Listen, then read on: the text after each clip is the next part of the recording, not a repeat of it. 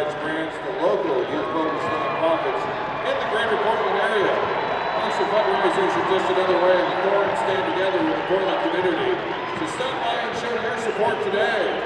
The auction will end at the start of the second half. The U.S. men's national team is coming to JELD-WEN Field this July as part of the 2013 CONCACAF Gold Cup. The doubleheader group stage matches on July 9th features the United States, Belize, Costa Rica, and Cuba. Tickets will allow entry into both matches. They start at $25. Get yours now at the JELD-WEN Field box office or PortlandTimbers.com.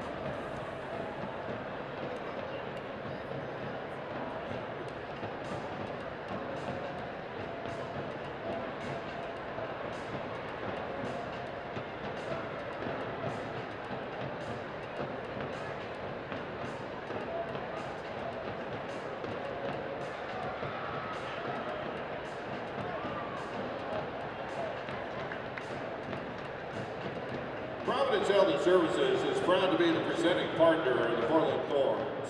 At this first ever home game, Providence supports the athletes and fans making history today in Portland. Welcome back to the Thorns FC pregame show. Hey, live coverage of Thorns FC is presented by McDonald's. All you Pilot fans out there from the Bluff, you know what Christine Sinclair meant to your club over the years. Well, she's Canada's finest and will also be one of the premier players on this Thorns club. My broadcast partner, Angela Harrison, caught up with Christine Sinclair just a few days ago. Check it out. Tink, good week back in Portland so far? Yeah, it's been Back. So you've been traveling a lot Okay, we're in the interview. in Portland for the foreseeable future. How is that to be kind of settled back into routine in your town now? Yeah, it's nice actually to unpack and move into a place. It's been a lot of traveling for a long time. I didn't know what time zone I was in, but I think more importantly, it's nice to just finally be back around the team for a substantial amount of time. So the last few years you've been playing professionally. You've been in the Bay Area. You've been in New York. So as you said, you've been more or less a nomad. So what's it like to be representing the city of Portland and being in Oregon again? Well, no, I mean, when this league was formed, this was the only place I wanted to play. It's home for me, and I know the fans here are absolutely crazy. And the history with the Timbers, it's an organization I wanted to be a part of. Organization. And just can't wait to finally play in Love front of that. these fans again. Do you think being in Portland and having kind of being settled in your own house and not knowing that you're not going to have to travel across 18 different time zones on a regular basis, do you think that that's going to bode well for your comfort level in terms of your production this year? I don't know about production, but Yeah, go ahead. no, it's just in terms more of volume out of life. that? It's nice to finally be Sounded settled and to be in one place and to know that I'm going to be. I tried normalizing it. It didn't really help it too much, but I've got the pot completely up.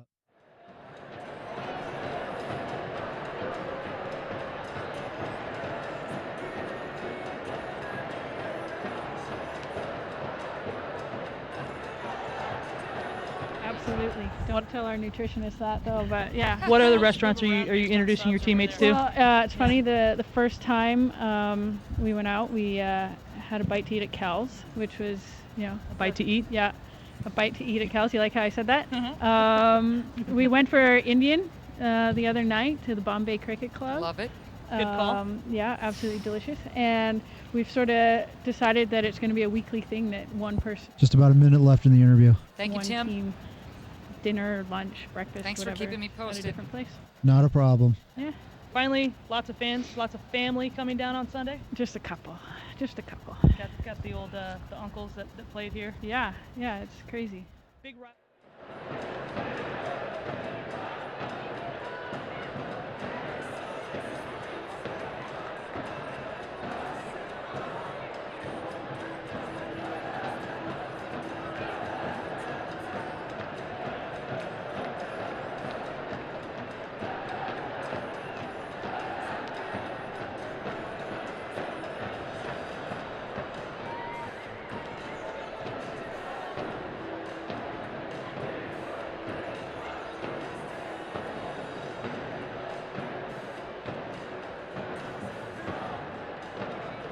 Angela, good job. Sink, living large. All right, keep it right here on Freedom 970 AM, home of the Portland Thorns. Our pregame show continues right after this short break.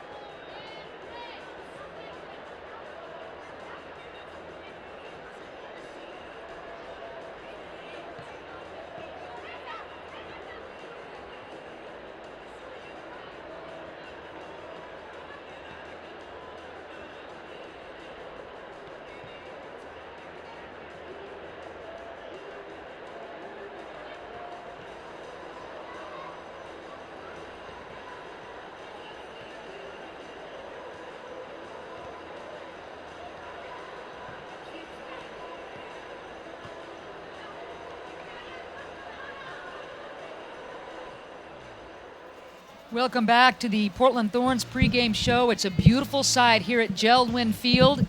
Folks filing in for the 2 p.m. start of a match that we've all been looking forward to for so long. Ann Schatz along with Angela Harrison, the NWSL home debut of the Portland Thorns. The Seattle Reign coming into town. Sure. And you haven't quit smiling since we went on the air. Well, heck, since we got here this morning. Since we got here. I mean, who wouldn't love this environment? The field's perfect, and the stadium is just going to be packed, and you can't help but feel excited for these players, and I'm really excited to watch the Reign play and see what Laura Harvey has put into place for them, and even the adjustments they've made since last week. I mean, it's going to be a great time, and I think that the players are going to have a tremendous amount of energy and a tremendous amount of attitude. Not like they're going to go out and slug each other, but just a great attitude just coming into the game. Just the honor of playing in something like this is tremendous. You mentioned the Reign and head coach Laura Harvey having to do without their three main allocated players. Hope Solo, wrist injury. Rodriguez, pregnant. Rapinoe, her commitments in France. Yeah. So what will we see from Seattle today? Well, it'll be interesting. They did, make a preseason trade. Keelan Winters, who was an allocated player, actually ended up trading to Seattle, to give them some of that boost, some of that leverage. But, you're going to have some great Canadian players. Emily Zur, Kaylin Kyle are two very, very good players for Canada.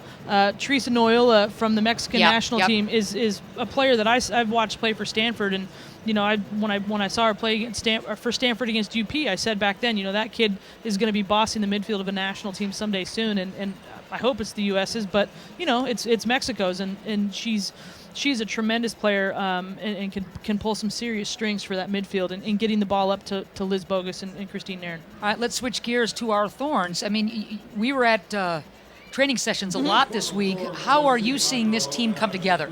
Well, it's been good, and we've heard we've talked to Cindy, we've talked to some of the players. This is the first week. There's been a lot of stability to what they're doing in terms of the players aren't looking. You don't have Morgan and Sinclair and Bueller and LeBlanc looking to leave at the end of the week, or they're going to catch a flight. They've been here all week. They're settled in, and now they're getting into a rhythm, and they're getting into a training session. So into a rhythm of training. So now there's going to be a lot of expectation. Is that now there is no reason for them not to gel. They're not leaving. They're here for the next month and a half or so, and they've got to pull it together. So I think the big adjustment that I see them making is Sinclair dropping into the midfield. Yeah, you mentioned that. To get the ball a bit more. Yeah.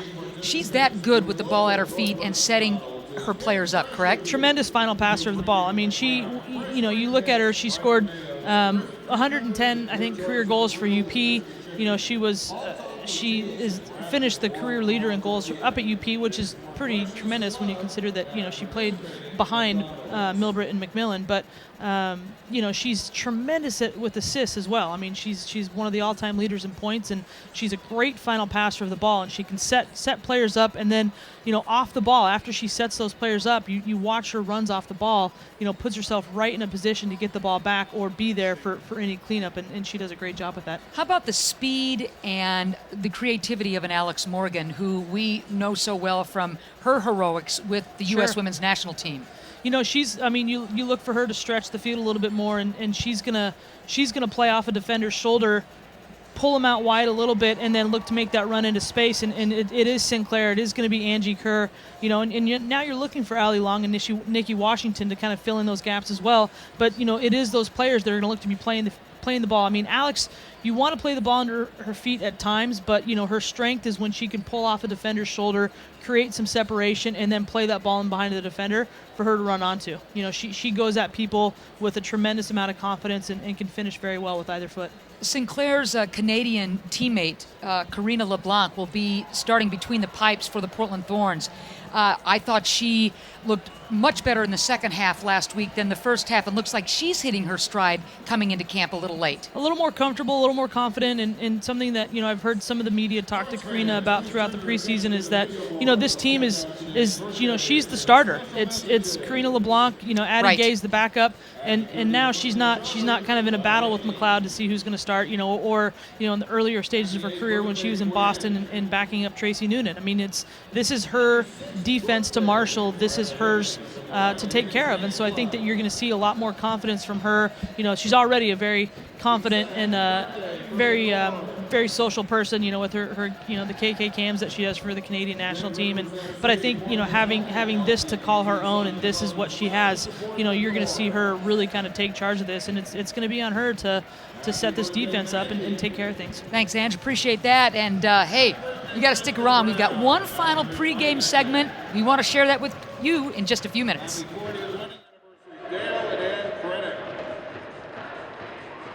Happy birthday, Gretchen and Patty.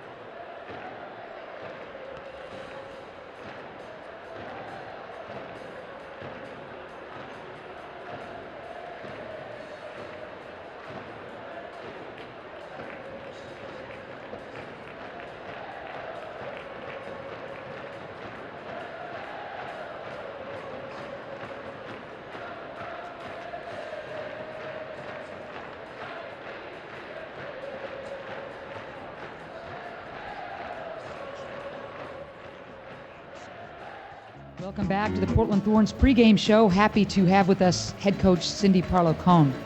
Okay, you've been in Portland for a few months now. Your impressions of the city and this crazy fan base that will carry you guys today and beyond.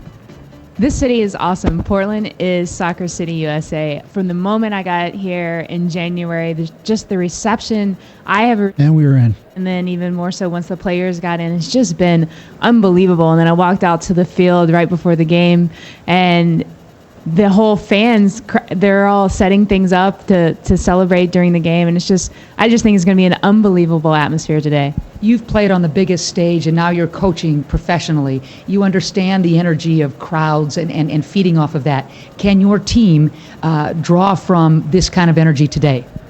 I'm planning on the fans, the people in the crowd, to be our 12th man on the field. I mean, I've seen it with the Timbers, and it really makes a difference. And I'm looking forward to seeing the Portland Thorns fans get behind us and cheer us on and be the 12th man on the field for us. Good week of training as your club continues to find its rhythm and its cadence. What might we expect to see from the Thorns today that we didn't see in that draw against Kansas City last week as the rain come to town? Now that we've had a full week of practice with all our players in, I think you'll see a much more organized, both in the attack and on defense, and a little bit more possession. I think we struggled to find a rhythm in the first game against Kansas City, but not to discredit Kansas City, because a lot of it was what they did. I mean, they were a fantastic side, but we've got to go to our strengths, and that's possession-oriented soccer and high pressing defensively. Much is made of your attacking forwards, obviously, with the great Christine Sinclair and Alex Morgan. Gosh, may we see them unleashed today, perhaps a little bit more? I hope so. I hope everyone unleashes today. You know, they're fantastic forwards, and I think they'd be the first to tell you that they weren't satisfied with their performance in Kansas City. I think just as a team, it wasn't a good performance for us all around the park. But I think today, since we've had the week of training, I think it'll be much better. You poo-poo the notion of everyone around the country saying the Thorns are the team to beat. They're loaded. They're obviously the cream of the crop. You know you've got a great team, but you don't stress and pin your hat on any of that kind of stuff, do you? The thing is, and what people don't realize, we may have some of the bigger named players, but every player in this league is fantastic. When you only have 8 teams in the league, the talent isn't spread very thin. Every team is very good and very talented. Okay, here you are, head coach of the Portland Thorns. This is your head coaching debut here in Portland. I can't help but ask if there's the good kind of nerves going on moments before kickoff. I'm just excited. I'm excited to see the atmosphere, to feel the atmosphere, and just to be a part of this history. We're looking to have the biggest crowd in women's professional soccer history here today. So I'm so proud to be able to be a part of that and so honored. The league will be paying attention to what happens here today. Obviously, a couple of failed leagues going into this time. What becomes critical as far as making this third go-around one that sticks?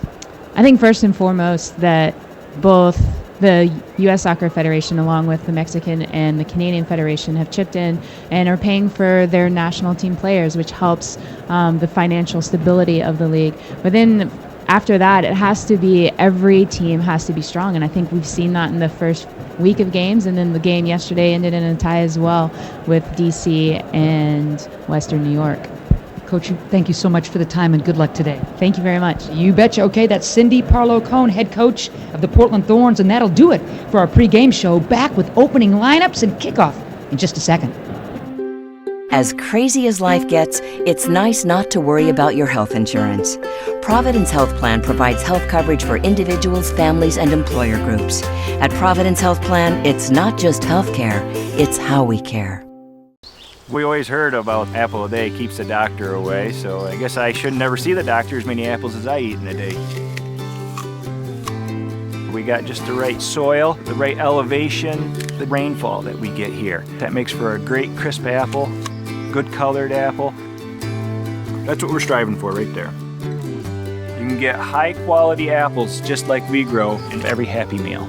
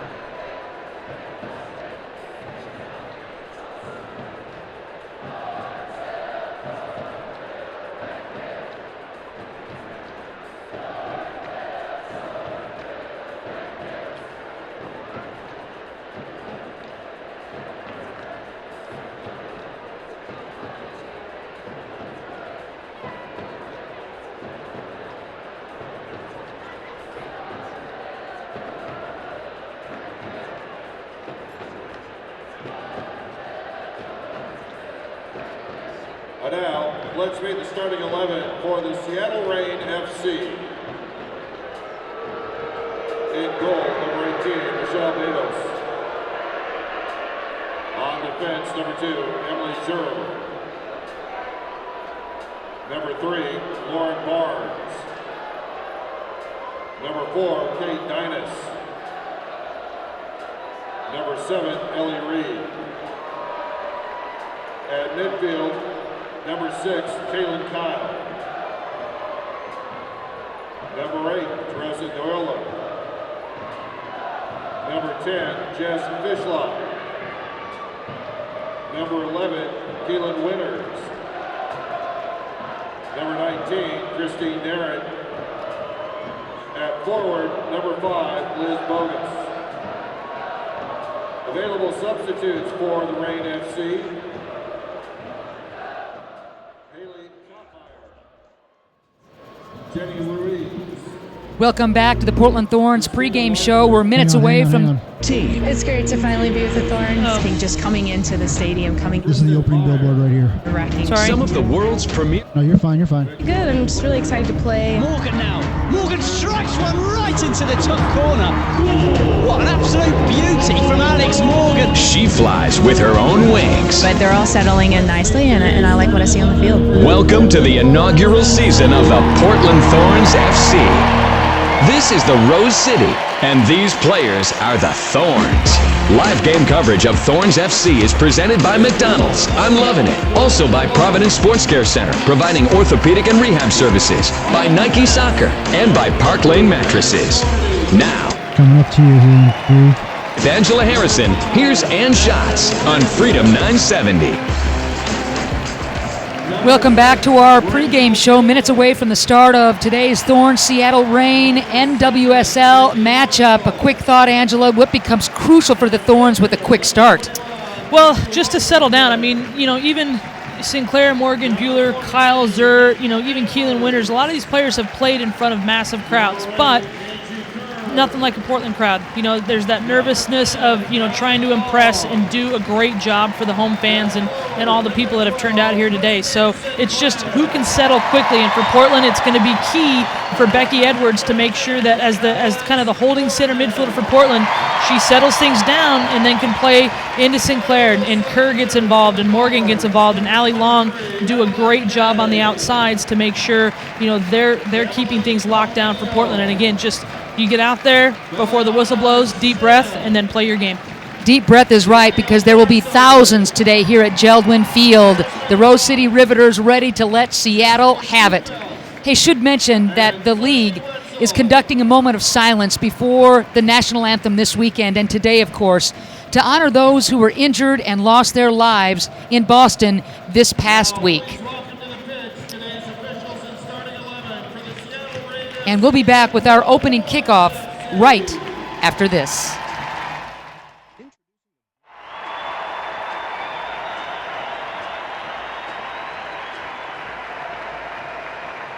Please welcome members of the University of Portland's Hockey Hall of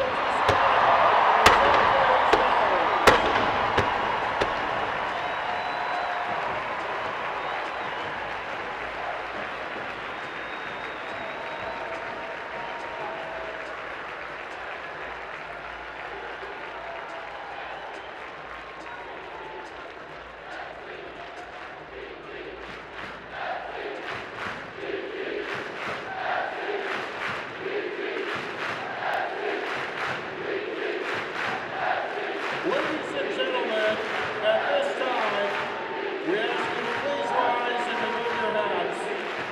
On Monday, innocent people were killed and injured by a terrible act of violence at the Boston Marathon. Please join us in a moment of silence as we send our thoughts and prayers towards those affected by this tragedy.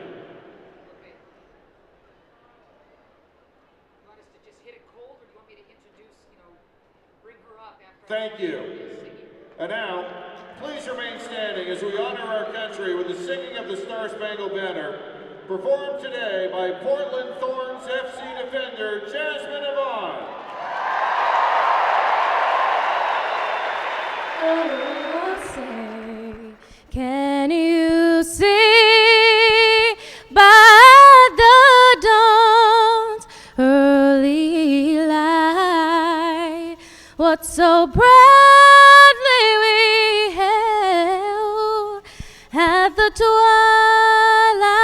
last gleaming, whose broad stripes and bright stars through the perilous fight, o'er the ramparts we watched, were so gallantly streaming, and the rockets regular, the bombs bursting in air, gave proof through the night that our flag was still there.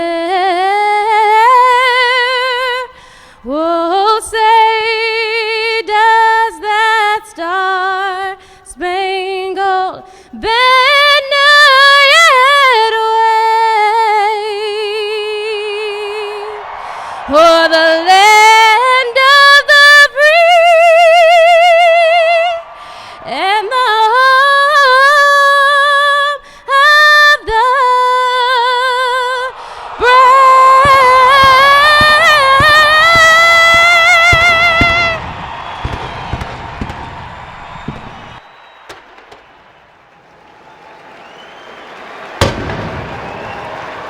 Wow.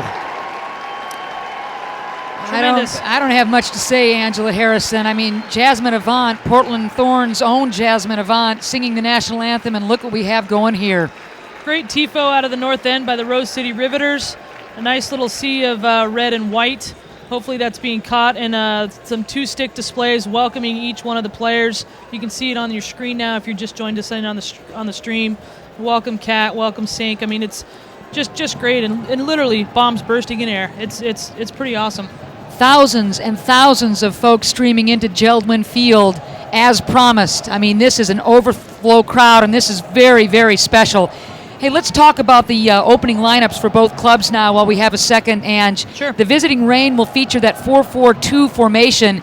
Emily Zur, Lauren Barnes, Kate Dynas, and former Portland great Ellie Reed will anchor the Seattle back line. Kaylin Kyle, Teresa Noyola, you mentioned how dangerous she is, Jessica Fishlock, and another pilot stand-up, Keelan Winters, will be your Reign mids. Christine Nair, Liz Bogus will be Seattle's attackers. Seattle coached by Laura Harvey. And you look, Keelan Winters is actually captaining the Reign here today, so that's a tremendous thing for a young player to do that. But the player to watch, I mentioned Noyola, the player to watch is Fishlock. Jessica Fishlock out of Wales, the Wales International, quite the player, very tremendous on the ball. You'll see her, you'll recognize her by the shock of blonde hair. Similar to Megan Rapinoe, but there you go. Free agent signee for Seattle. All right, Portland will counter with the starting lineup that looks like this, another 4-4-2 formation, and basically the same lineup as last week in their season opener. Nikki Marshall, Rachel Bueller, Kat Williams, Marion Doherty, the starting defenders, and very, very tough on that back line with LeBlanc between the pipes. The Thorns mids, Allie Long, Angie Kerr, former Portland pilot. You know, and you look at a Nikki Washington, and you think to yourself, you know, this is a team of mids pretty darn good. Yeah, I mean, there's a lot of capability with all these players and the interchangeability. And you'll look at, you know, I think that what Cindy Cohn will look for from the midfield is also a little bit of defensive involvement. Nikki Marshall and Marion Doherty coming out of the outside back positions and getting around and combining with Washington and Long and you know, and having some degree of interchangeability. I mean, I think Sinclair will start deeper and Kerr will start up a little bit higher, but I think that, you know, the expectation is that there will be a lot of switching of positions and a lot of fluidity to what the Thorns are trying to do. Becky Edwards starting in the midfield attack for Portland as well, and keep your eye on you-know-who. Yep, Sinclair and Morgan, the dynamic duo up top in that attacking forward spot. Christine Sinclair, Alex Morgan. Sinclair, obviously, that star for the Portland Pilots back in the day and Canada's finest, leading her country to that bronze medal at the 2012 Olympics. And Alex Morgan, late game heroics Alex, a starter for the U.S. women's national team, the gold medal winner at London, I should say. And the Thorns are coached by Cindy Parlow-Cohn. So we are seconds away from opening kickoff. The Thorns wearing their home kits of red jerseys, black breeches, Seattle, Sox Hawks. and Seattle coming into town with their white jerseys and Navy shorts. Navy blue shorts. socks. Yep. So here we go. Kickoff in Portland. Kickoff in Portland. Historic kickoff. The professional debut of the Portland Thorns here in the National Women's Soccer League. Throw in as this match is just underway. Michelle Betos will be starting at keeper for this Seattle club. Was terrific in the second half last week as the rain tied Chicago 1-1. And really not bad from Sink there, just to kind of put it up over the top and just see what they can do. Put Seattle up under pressure earlier than they did last week with Kansas City and get Morgan, run a couple runs into the game. It'll be interesting as that ball headed out of bounds. Throw in Pilots. I've got the Portland Pilots on my mind. Throw in Thorns. It'll be interesting to see who wins the midfield and those 50-50 balls that we know are so important, Ange. Absolutely, and just looking to see have Portland establish just a little bit more of a rhythm in terms of winning the ball and then doing something with it out of possession rather than just kind of poking it into space or poking it to the general direction of another teammate. Do something constructive with it, and that's, as you mentioned earlier, what can Portland do early on to get into it, and you see they've done just that a little bit here, and we get an early corner for the Thorns. Yeah, Washington able to turn the corner and get the corner kick established, and she will take that, the first of the game. Here's Nikki Washington with the corner. Low streaking ball. Cleared out by the rain. Kerr looking to throw in. Still on that right side to Washington. She's got space. Centering pass, nobody there. Washington across the box, and Morgan and Sinclair were sucked into the near side, and Allie Long had come in just probably a little bit too far and not gone out onto that back post looking for that extra ball. Reed carried, but her pass was headed away. Still Seattle controls. Nicely done by Seattle to control, but nope, there's the swipe by Kerr, and she goes deep. Look Fantastic out. ball. Morgan just getting her feet tripped up a bit as Betos came way off her line to make that save. And here comes Seattle on the counter. Here's Fishlock dribbling through the red. She's got the speed. Tripped up, and they say play on. Here comes the counter of Portland. Fishlock showed some nimble footwork there, but got tripped up, and the Seattle offense wasn't able to keep that ball in their offensive third. And good move there from Buehler. Buehler had an opportunity for a fast break, but then kind of put the brakes on, played it to Williamson. Williamson plays it back to LeBlanc, and Portland looks to kind of set and just be a little bit more organized from there. Doherty with the intercept here, and she will carry to the right flank for Washington. Wants to cut it back, but a nice sliding tackle by Barnes. Still a Thorns throw-in.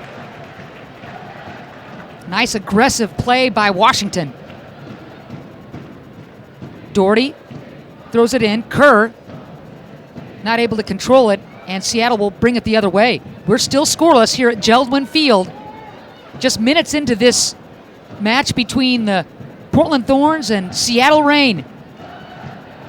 Thousands on hand here at JELD-WEN Field for the home debut of the Portland Thorns in the NWSL. Doherty finds Kerr, one touch. On the right side of the field, Morgan shoved, and Kerr's able to keep things balanced. Well played from Edwards there just to get a toe on it and get it away from Noyola. So on the left side now, Portland will work the field, sending a long ball to space, and that'll dribble out of bounds. And already a very good partnership forming for Seattle in the form of the center backs Dynas and Emily Zur, and so they're going to clean up things a lot. It's Barnes playing at the right, Dynas and Zur in the middle, and I believe it's Ellie Reed is going to be on the far side. Keep your eye on Christine Nair, number 19 for Seattle. She had that goal in Seattle's season opener against Chicago early in that first half. Seattle maintaining possession at midfield, one touching as Portland's defenders try to collapse, and Long knocks it out of bounds. Throw in Seattle. Quickly, the restart for Seattle. Good defense at midfield by Portland.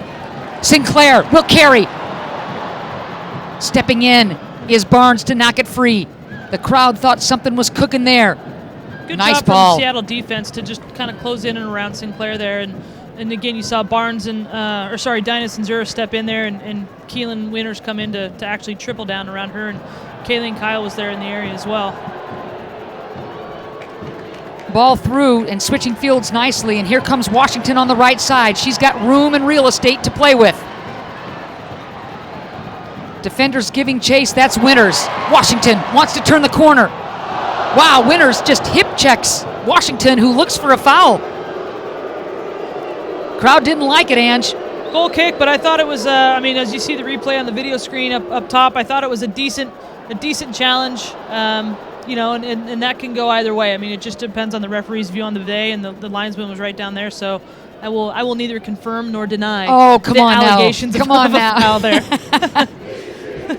Well, maybe this is a sign that the good physical play is going to be allowed, and play on is the mantra so far. Nice header won by Kerr there. Wants to turn the corner. Stepping in nicely, Seattle's defense. Fishlock sends it to the right side, and Reed will carry on that right flank.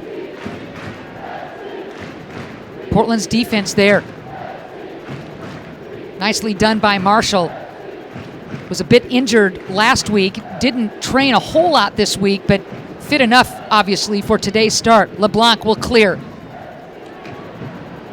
And again, Seattle trying to get something going in their offensive third. Misplayed by Portland. There's Washington. That's got to be called. And it is, as she is taken down. Whoa. It'll go the other way. You're kidding me. So Noyola and Washington get tangled, and it'll be a quick restart for Seattle. Crowd didn't like that either.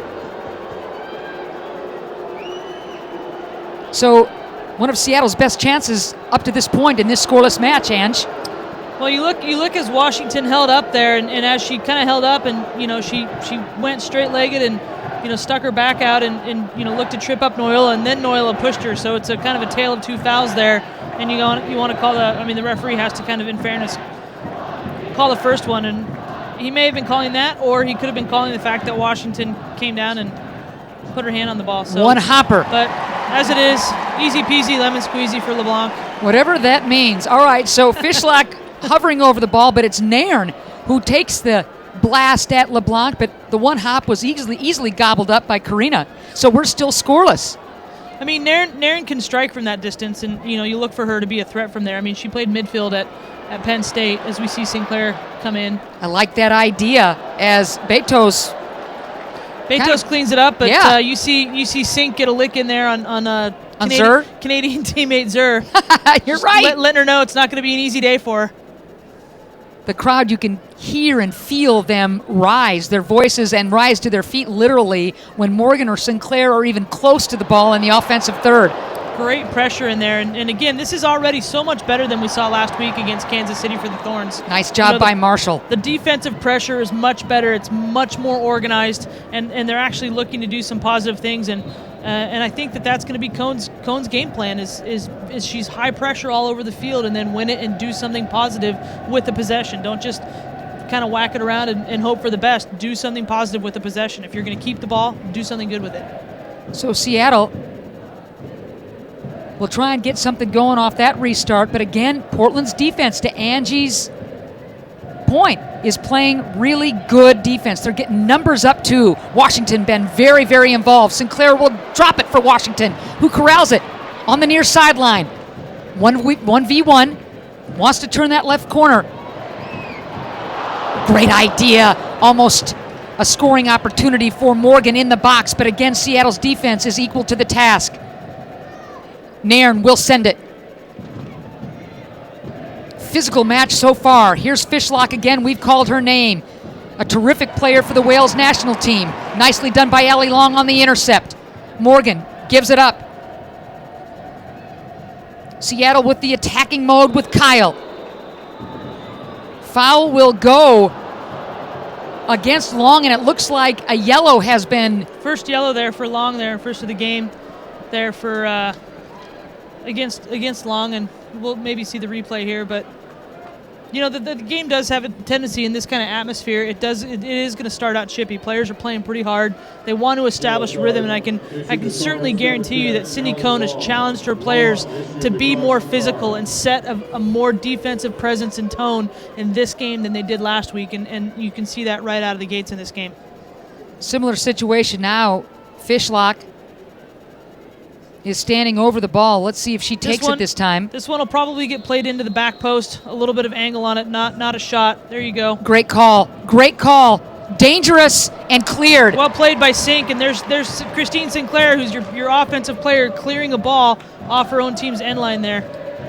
Bogus wanted to turn the corner on this near sideline. Ball off Long. And Canada showing some life offensively, and here comes the ever-present Fishlock with Seattle's first corner kick of the game. Chanting crowd anticipating Fishlock's corner kick. Far post, and dangerous. Headed out. Long tries to chase it down. There's Noyola. And Play on. That'll be another foul. A late whistle as Noyola crumples to the ground. Long, very physical today. Looked like she clipped her. I like the call. It is. It's a good call, and you hate to see that stuff go against. But Long now, again, has a yellow card. Has to be very careful with the challenges that she's making. And again, you see it right there on the replay. Noyola going, and Long just clips her up from behind, and that a referee has to call that. So far, it's been Seattle putting the pressure on offensively. 12th minute of this match. It's scoreless. The Thorns and rain.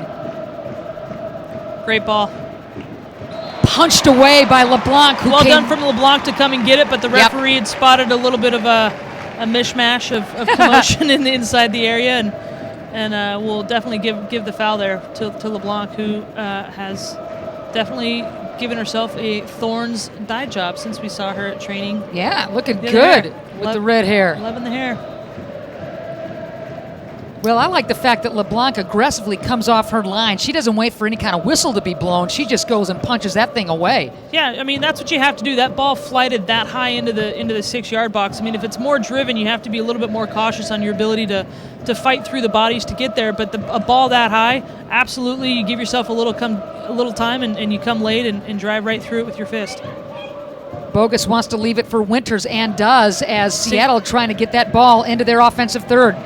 No luck, though. Good D by the Thorns defense, and here comes Washington. Centering pass. Kerr couldn't get ahead on it. Seattle averts danger for now.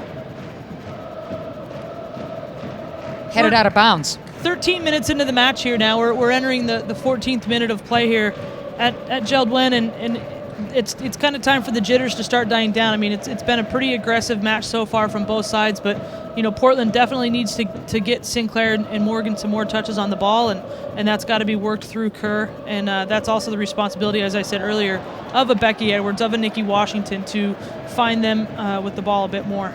Speaking of Edwards, she's fouled near midfield by Nairn. So the Thorns will try and get something going. Limping a bit is Edwards. Deep ball inside the penalty area. Kyle fouled. It's Long again. Yeah, boy, she's just been all over the place, and Seattle Reign folks are dropping like bowling ball pins. Still scoreless. Angela Harrison and shots bringing you Portland Thorns soccer, where we're just tickled to be here at JELD-WEN. It's a beautiful sight here. Thousands of fans showing up to show this league what Portland soccer is all about. Just as an FYI for those of you kind of watching and listening, I mean, we don't really have the Rose City Riveters mic'd or anything. We have our broadcast booth open windows, and so the sound is carrying up here into the booth, and it's projecting through our microphone. So, you know, we're not really trying to drown out what we're doing, but it's great to hear that kind of support here in Portland. Seattle with a quick throw in. Nairn says, wait a second, I guess not. And it'll be a Thorns throw in. Kerr. Boy, Winters has just been terrific. But Sinclair is there. Nimble. Here we go. Yep. Here comes the Portland Thorns. Sinclair wants it. Sinclair wants it. And will get it. And a shot on goal! Sinclair wants a deflection. Yes. She wants the corner there, and the referee will give it, rightly so. Sinclair shows the speed to get into the penalty area, and Betos knew she was coming, and that ball deflected. Thorns corner. Great break there for the Thorns, and it was a 4-on-3 chasing the play, and well done for Sinclair. And from that angle, she's putting it across the area, and she's not really trying to shoot, but she is trying to get it close to the goal so that it's a deflection that goes in or it goes to Morgan. Line drive corner. Sinclair with the header, just didn't have enough on it. That was a great ball from Kerr across the area. Portland's got to do better to get into the area and get somebody on top of that. Long goes down and slow to get up. As Portland will try and get the momentum and keep the momentum after that wonderful ball into Sinclair, who had a notion. Morgan, haven't called her name much.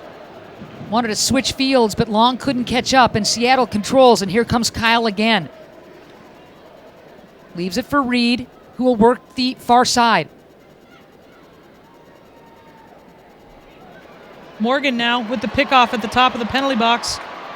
She wants to leave it for Kerr, just a little bit too much, the timing just off. I thought maybe Alex would try to cut that back in the penalty area and see if she could get the right foot on it. Good right to play to Kerr there. I mean, I think that's again, I've been watching the Thorns train the last couple of weeks, and you see that a lot of what they do is look for the end line to drive back, because those are so difficult to defend. Bourne.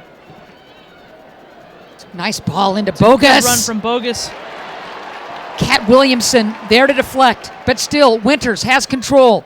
Nairn will have a notion on the left side. Fishlock.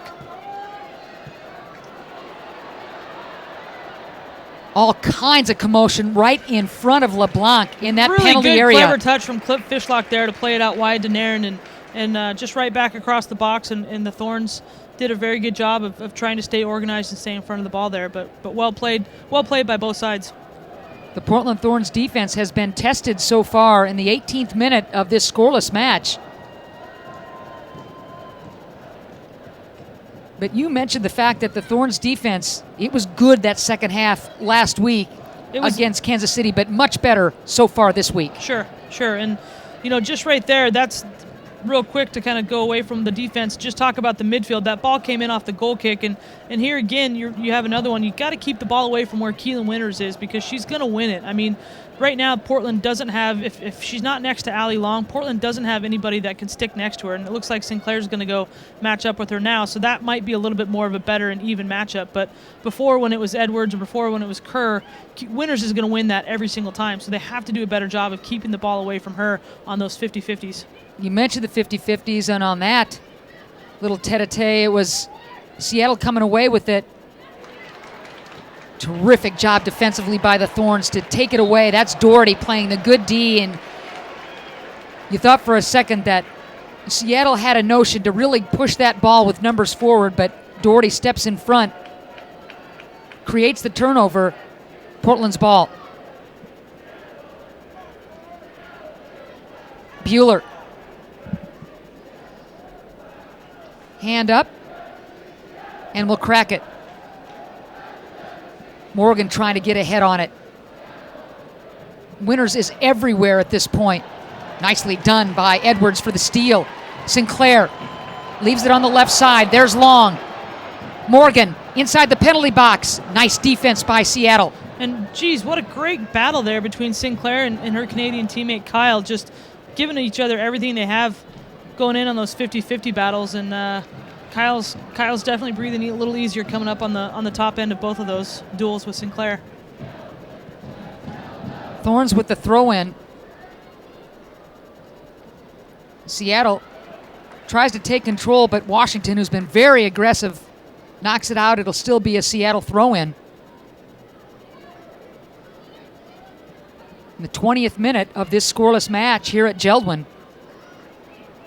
Bueller collects at midfield for Portland. And Sinclair switches field nicely, but Marshall can't catch up. Good defense by Seattle. On the far side, a little toe touch there, as Zur is being hounded by Kerr. And Betos just kicks it out of bounds. So I mean, I'm getting a couple questions in on my Twitter feed. I put out the call for questions pregame, and a couple questions. One is what the midfield needs to do to get things together for themselves, and then the next one is, what to do to get Morgan more involved, and both things are kind of synonymous with each other.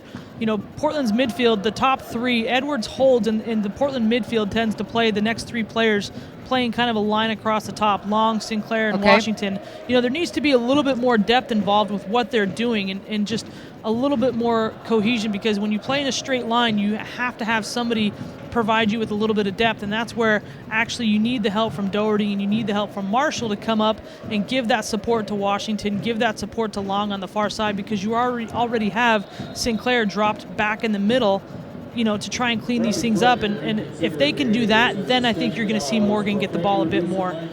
But right now, I think that straight line is a good way to play, but you need to have some depth to play off, because you can only get the ball if you're Nikki Washington or Ali Long and dribble forward 30 yards for so long. You need to have support in a couple different areas, and that's where you need to have Sinclair drop off or Kerr come over, or just a little bit more from the outside backs to get involved and be a part of the attack.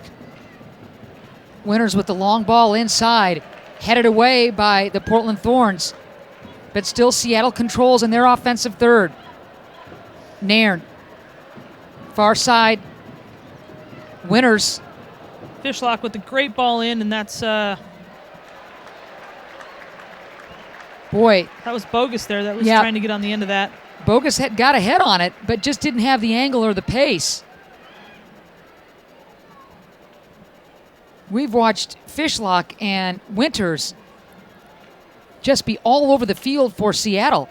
And you've seen Noyola's actually just switched just recently over to the left side, and Bogus has come more central, and I think it's Nairn has pushed more wide to the right as Seattle plays kind of a little bit more of a 4-3-3 with the two holding, one attacking, and Fishlock, and then Bogus now is the high target forward with Noyola and Nairn running up the outside. So as both clubs continue to adjust and adapt, it'll be a throw-in for Nicky Marshall and the Thorns on the far side. Morgan can't corral it, but another throw-in all the same. Are they going to call a corner? Yep, a corner kick for the Thorns. Like it, yeah. So Kerr will take this corner kick. I believe it's the Thorns' third corner of this first half. We're in the 24th minute now, scoreless. Seattle and Portland, the home debut for the Portland Thorns in the National Women's Soccer League. Kerr and Washington on the ball there. We'll play it short. Line drive effort. Boy, Edwards almost got a head on that. And Morgan was right there as well, and that's great play from Betos to come out and break it up and does the best she can to break it up. And as we see Doherty slip up and give the ball away to Noyola, now this is pretty dangerous with Fishlock and Nairn running through the middle out here. Off the counter. Bogus, excuse me. You're good. Off the counter, and LeBlanc will just clear it. And Seattle will control. Noyola, you've been mentioning her. Nice triangle there and combination for Seattle as they send the ball down the near side. Bogus. Back up to Noyola. She's got a foot. Winters switches field. Seattle trying to get something set up. Here's Ellie Reed. Sends it deep. And there's the nice grab Seattle, by LeBlanc. And this is what Winters is so great at is the ball comes back around. It's been deep in the Portland corner. Noyola finds Winters in the middle of the field, and Winters in two touches bangs it out wide and switches the play quickly. And Portland's doing a lot of good small passes in possession, but this is what they need right here is Angie Kerr just being a little bit more on target with that, but switching the play better. When you do that, when you can switch the play quickly, you're going to unlock the defense a bit quicker because heads will turn as that long pass go. Heads will turn, gaps will open up, and Morgan will find a little bit more space to run into, which is what you want. Kerr trying to find some gap in space for Washington on that long pass. but just led her a little bit too long, and Seattle will come the other way. Betos in charge in the pipes for Seattle. Again, the combination and one-touch passing on this near side for Seattle, and they will call that ball out of bounds. And Nairn was thinking, oh, just for a couple of inches, I had a clear field down this near flank. Good stuff. We're about 25 minutes in here at JELD-WEN, and if you've kind of just tuned in, we've got Portland wearing their red kits, their red home kits, black shorts, black socks, going left to right across your radio dial, so to speak, and Seattle wearing white, navy white, going right to left. And it's been a pretty good chippy affair so far, and it's a lot of fun to watch as we see Fishlock come over and get some tending to with winners here. An aggressive game. Sideline. Betos, looks like Betos has actually been down on the field.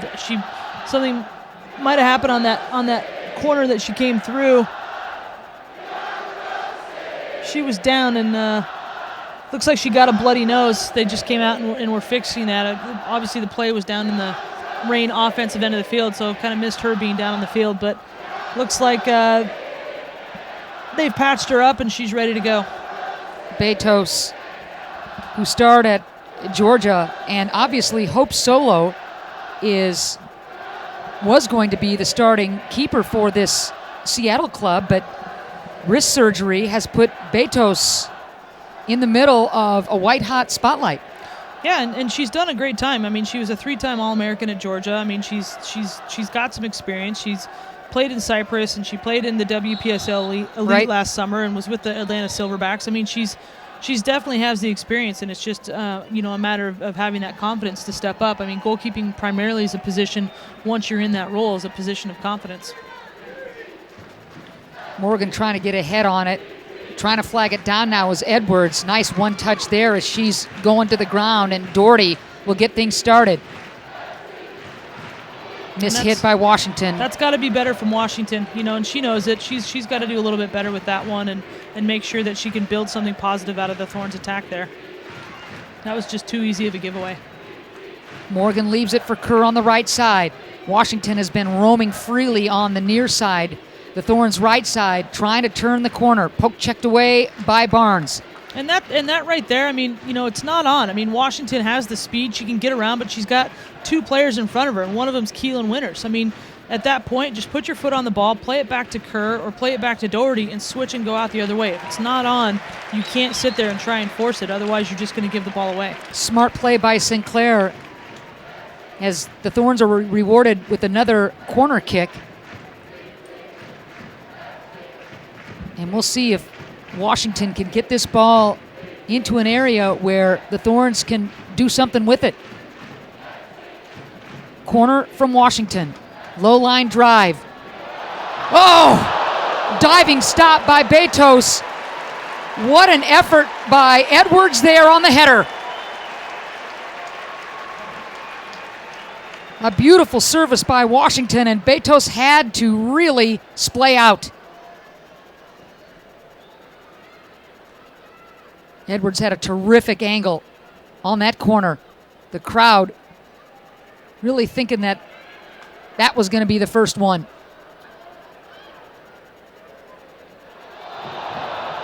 On the far sideline, down goes Long. Long will ask for the card there. Same as kind of similar of how she got that, and Reed just tripped her up, and that's fair.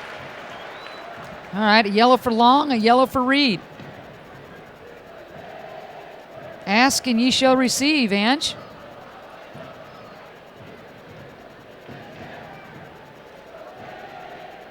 In the 30th minute of this scoreless first half. Portland hosting Seattle.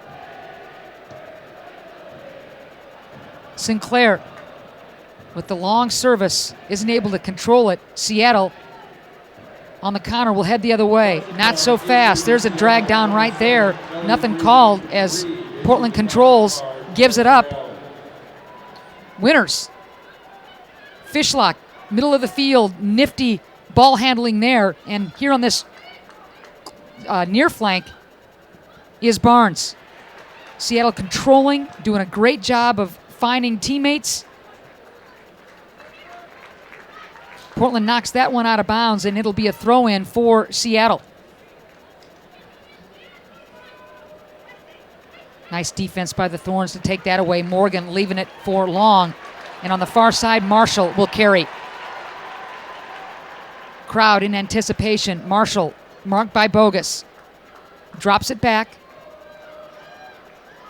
And the Thorns will regroup with that back line getting things started. Doherty, chippy to Washington, and that ball, English, is out of bounds. Seattle with the throw in.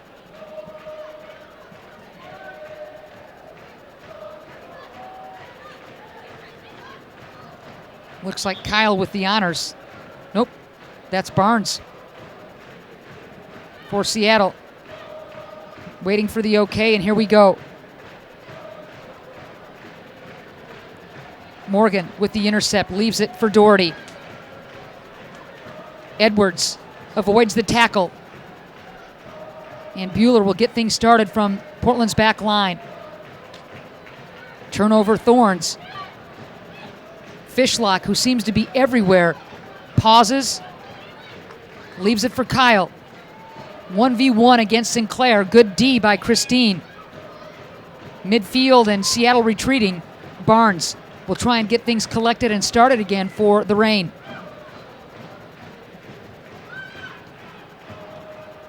Nairn at midfield. Again, Sinclair seems to be all over the field defensively. And here she is again with the pick.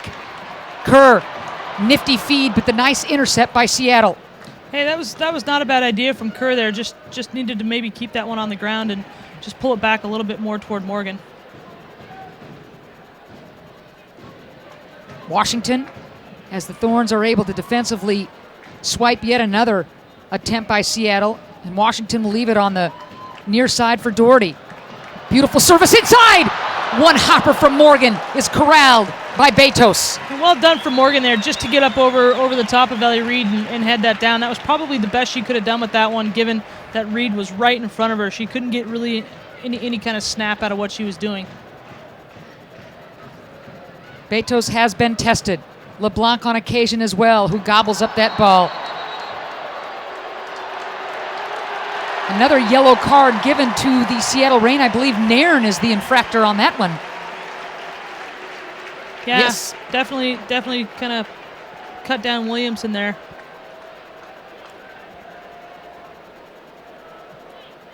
Williamson, the first-round draft pick of Cindy Parlow-Cone.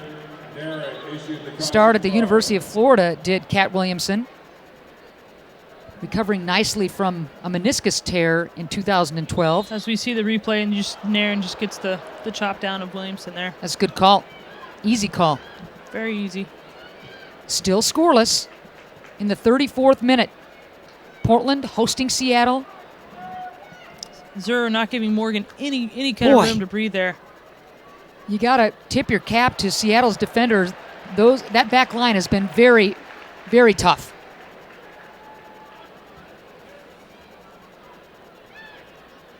Portland's back line very tough as well, and they'll collect and get things restarted in their defensive third. Far sideline. Just really light rain starting to kind of fall here. Again, Portland's defenders knocking it about in their defensive third, trying to get something going midfield. Washington harassed near sideline. That's Doherty who leaves it for Washington. Can she carry? Cuts back nicely and gives it up. Washington gets it right back. Again, near sideline. And Noyola is all over her. She'll send it right back to LeBlanc, who will get things started. Coming out of the defense for Portland. Long leaves it. Bueller, far sideline. One touch from Morgan, right to the Seattle defense. The Reign working the far sideline. Ball knocked out, should be a Reign throw-in. It is. Scoreless here at JELD-WEN. Fantastic crowd on hand. We expected a really good crowd, and this Portland soccer community did not disappoint. The league will hear about the attendance of this game. Believe you me. Well, Cheryl Bailey, the commissioner of the NWCL, is here in attendance, as is Tom Sermani, U.S. Women's National Team coach, as is I think Julie Foudy will be in the booth next to us here shortly with Mia Hamm doing some interviews for ESPNW. So, definitely people here taking notice, and people around the country taking notice of women's soccer today. Nice job by Doherty to keep that ball alive on the intercept. And just want to see Edwards go the other way there. Find Bueller. Bueller goes to long, and you're out the other side. Barnes with the throw-in. Got to mention quickly that we've got a great guest coming up in our booth at halftime, huh? Yes, we do. Yeah, we do. Sorry, You're good. You're good. Deep ball. Alex Morgan. We'll fill you in a second. Morgan, 1v1. Morgan trying to collect. Turns the corner. Nimble footwork. Oh, wow. My goodness. What a kick save by a defender as Betos was on the ground. And at the last second. That's Dynas. That's Kate Dynas, the center back for Seattle there. What a great clearance off the line there for Seattle. And it was Morgan 1v3 plus the goalkeeper there. So right. For her to even do the footwork that she had to get the shot off there was pretty tremendous. And there you see the replay. Dynas just saving the goal there for the Reign. It had far post written all over it, and Dynas is able to get a boot on it to save the day. Betos had been out of position on the dive.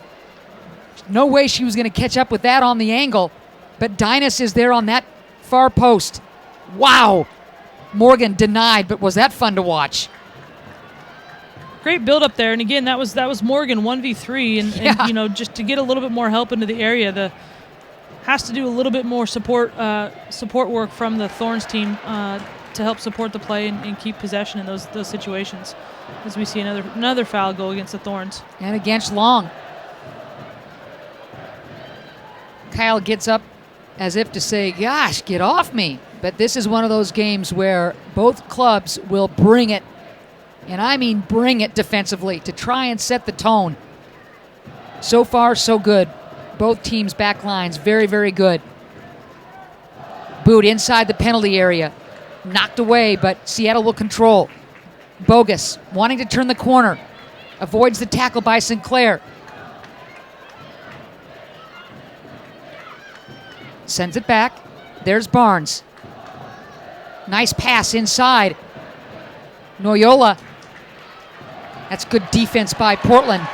Good touch there from Kerr. Kerr everywhere there. Great ball.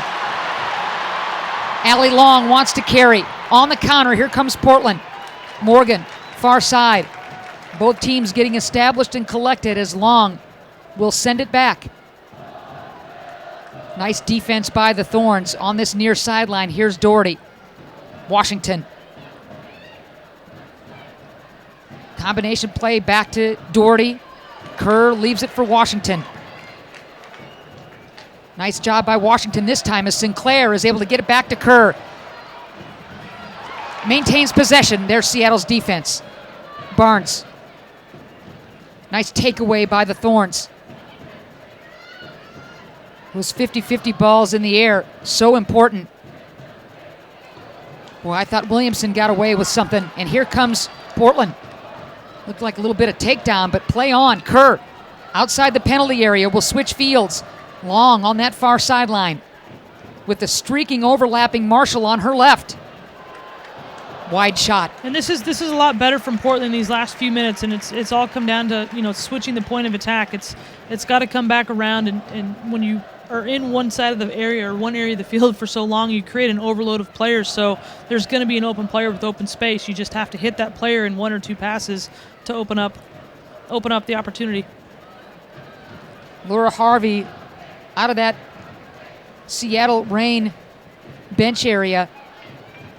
She nor Cindy Parlow-Cohn have sat down this entire match. Angela Harris, Ange, we haven't either. Betos very aggressive coming off her line to just not even give any kind of a look on that last play.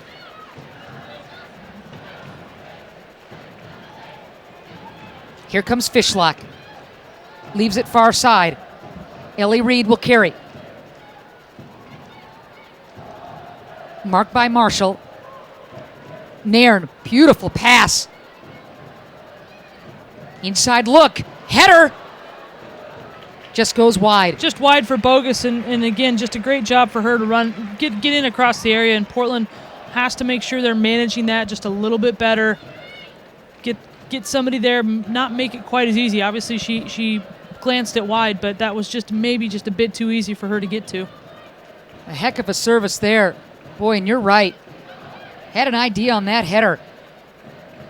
A little wide right, but she had room to maneuver. Again at Seattle, trying to get something going. Fishlock. Struck it from 30, 40 yards out, off a Portland Thorns defender, and a long ball on the counter. Great look there, and wow. Morgan showed the foot speed, but Seattle's able to come up with it. Boy, at the last second, Dynas was able to keep Morgan. Very well done, and that's not easy to do, and that's great composure from the 23-year-old who's just played for the Sounders women last summer, and after graduating from UW after a very, very highly decorated career there for the Huskies. Foul on the far side will favor the Thorns. The foot speed and the burst of speed by Alex Morgan, well documented. Yeah, she's not slow. Pretty quick. All right, 4 minutes to go until halftime, and as Ann mentioned, a very special guest joining us at halftime as we watch the play here. Is a lot of special people in attendance here tonight in the U.S. soccer community, but none more special to Portland and none more near and dear to the hearts of Portland than University of Portland graduate and U.S. women's national team legend Tiffany Milbrett. So she'll be joining us at halftime, coming up in a couple minutes. Kyle leaves it far side. Far post. Portland's defense does a nice job, but Nairn is able to collect it on this near side and will send it deep. Hitter. Nothing there pace-wise from Kyle.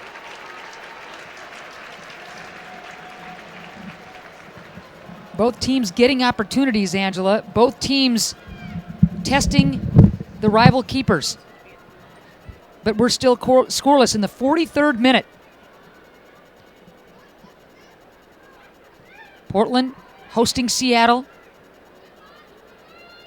Alex Morgan almost breaking the scoreless tie with a terrific effort minutes ago, only to have it booted away by Dynas on that far post after Betos had gone flying and was in no way, shape, or form ready to make the save. Instead, Dynas saves the day. We're still scoreless.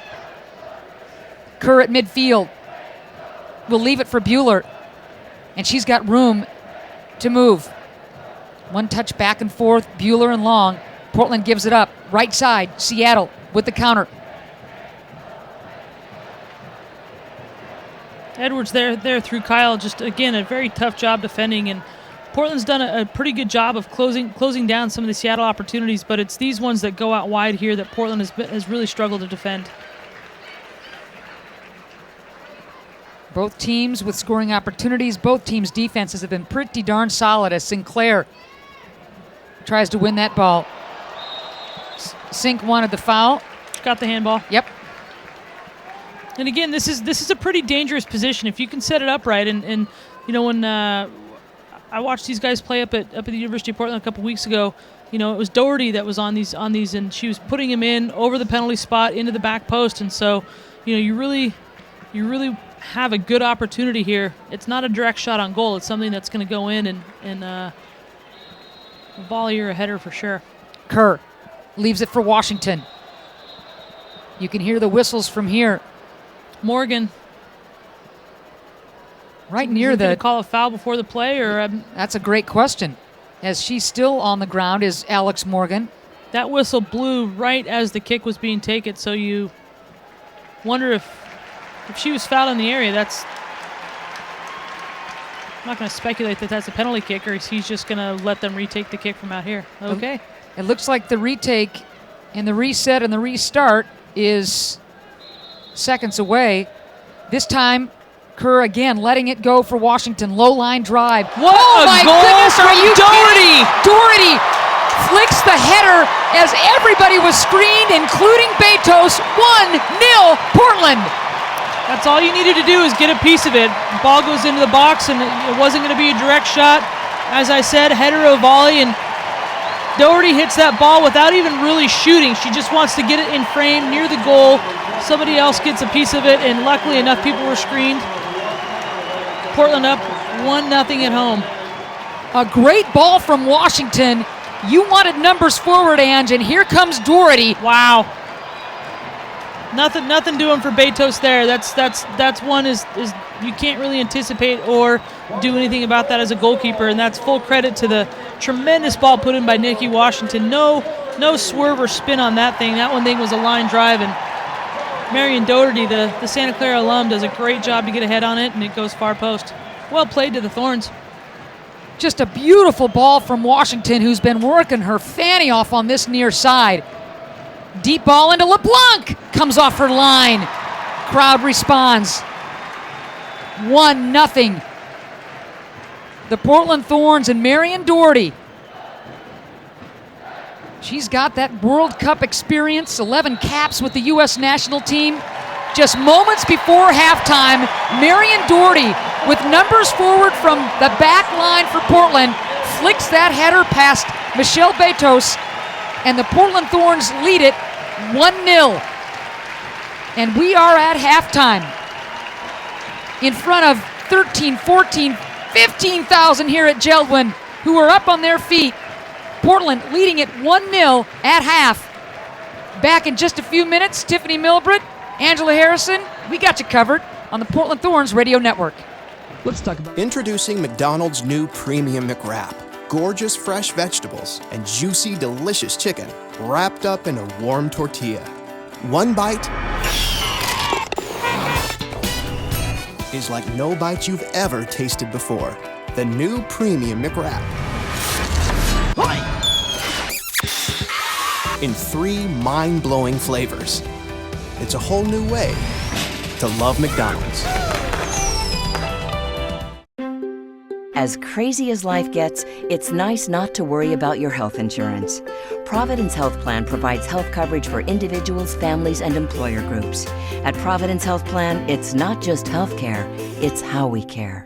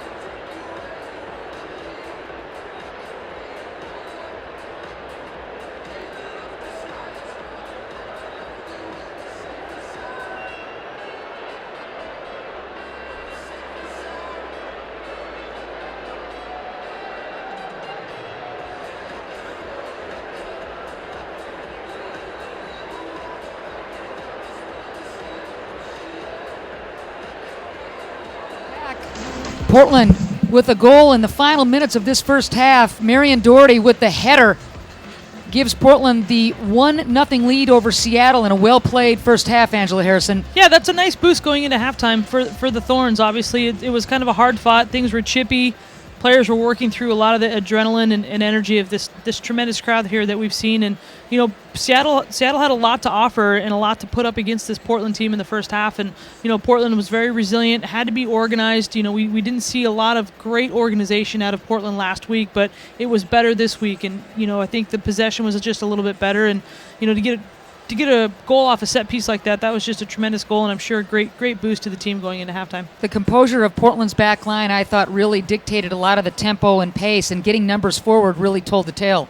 Yeah, I mean, they gave up a couple of nervy fouls just kind of in the first opening minutes, and the card by Long, and then a couple chippy fouls from her. As the half went on, and they did better to minimize and reduce the times that they put themselves in the pressure situations by having just a little bit more organization to what they were doing, and that's where you get a veteran like Karina LeBlanc who can settle the back line down, kind of get them to breathe a little bit more and get them in the right positions so they don't give up fouls in silly spots. We were just anticipating the explosion of an Alex Morgan or a Christine Sinclair, and I thought that those two forwards were very active for the Portland Thorns with some pretty good chances. Very active, and I think Sink had the ball as much as she wanted to have the ball, but I think Morgan still wants it a bit more. She had a couple of opportunities, a couple of chances, but she wants more. That's a person for Portland and for this team. She's a flag bearer. That's a kid that needs to have the ball at her feet and needs to have as many opportunities as we can. And take nothing away from Angie Kerr or Nikki Washington or even Marion Doherty, who scored a great goal.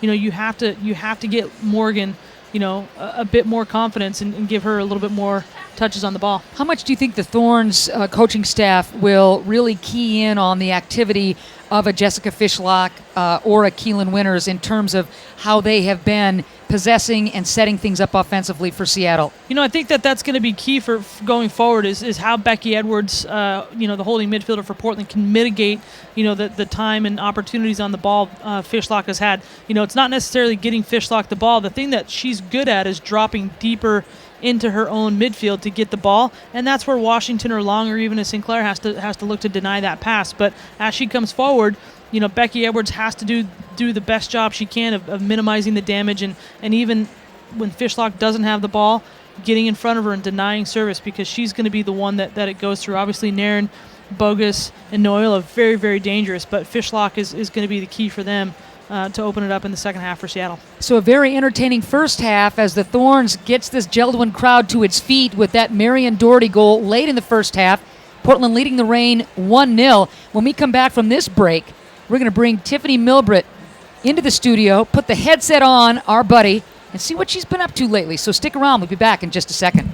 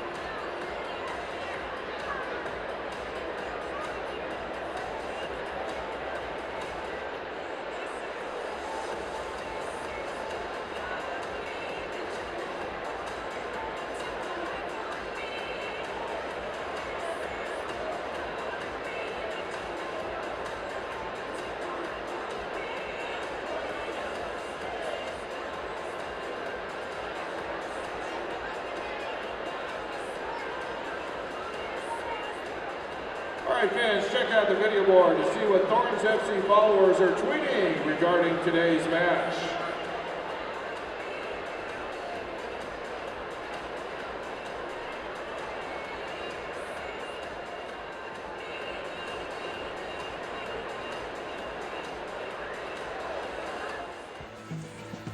What a first half this has been at JELD-WEN Field. Portland leading The Seattle Reign 1-0 thanks to a late first half goal by defender Marion Doherty, giving the Thorns the 1-0 lead. And shots along with Angela Harrison and Tiffany Milbrett, former Portland Pilot. Great. Millie, good to see you again. What have you been up to? Well, I am a head coach now, so I'm Lord have mercy. Yeah, passing on the magic to the young generation here. How great is it to come into JELD-WEN and experience thousands of just pro Portland soccer fans? Very emotional. I mean, I think the thing is I've always, born and raised here and always knew how special this place was. And, I would have given everything for this thing to kick off about 10 years ago here. But Cindy actually did ask if I wanted to play, and I kind of laughed. I said, I'll play when you play. And she's like, no, I'm done. I'm like, me too. Tiff, I was there in 02 when Portland won the national championship for Clive, and I heard him say, in front of everybody, this wouldn't have happened without Tiffany Milbrett and her decision to come to Portland, and so I kind of look back on all that. You coming to Portland leads to a lot of other things, including a Christine Sinclair coming to Portland, which wins the national title in the 05, and then enough support behind women's soccer now to have a team like this and have 16,000 people in a stadium supporting women's soccer. I know how humble you are, but do you look at that? You were kind of the first domino to fall and really set this up. So you kind of look out over the stadium right now and go, holy man, I really did have a lot to do with this. Well, I mean, I can't help but think of Clive every day. I mean, I think whether it's I'm in Portland or whether I'm being a coach, I'm channeling him through everything that I do. And when I lay my head, down to sleep at night, it just be thankful that I was able to be, just formed by that man. And yeah, I can't help it that this is a direct result, and everything that he's done in this. I remember watching him as a Portland Timber.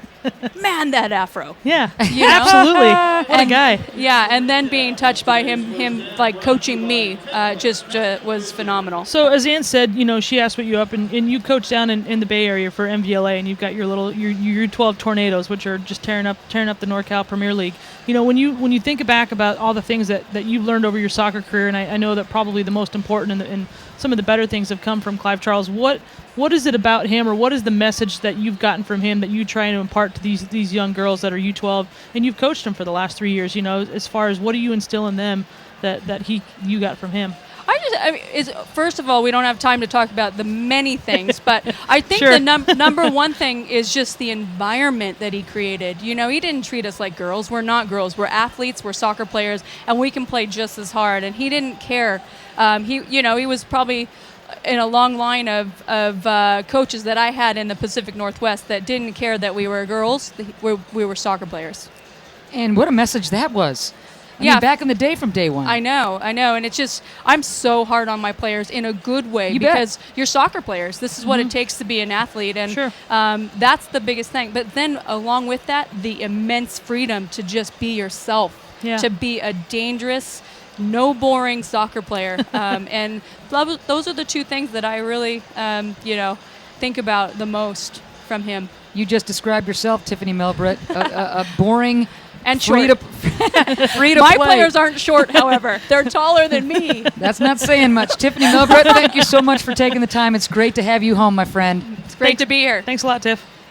Tiffany Milbrett, obviously a star at the University of Portland, and then on the international stage with the U.S. Women's National Team, World Cup and Olympic star. Great to have her in the press box with you, and really loving this score right now. The Thorns leading the Reign 1-0. Halftime continues in just a second.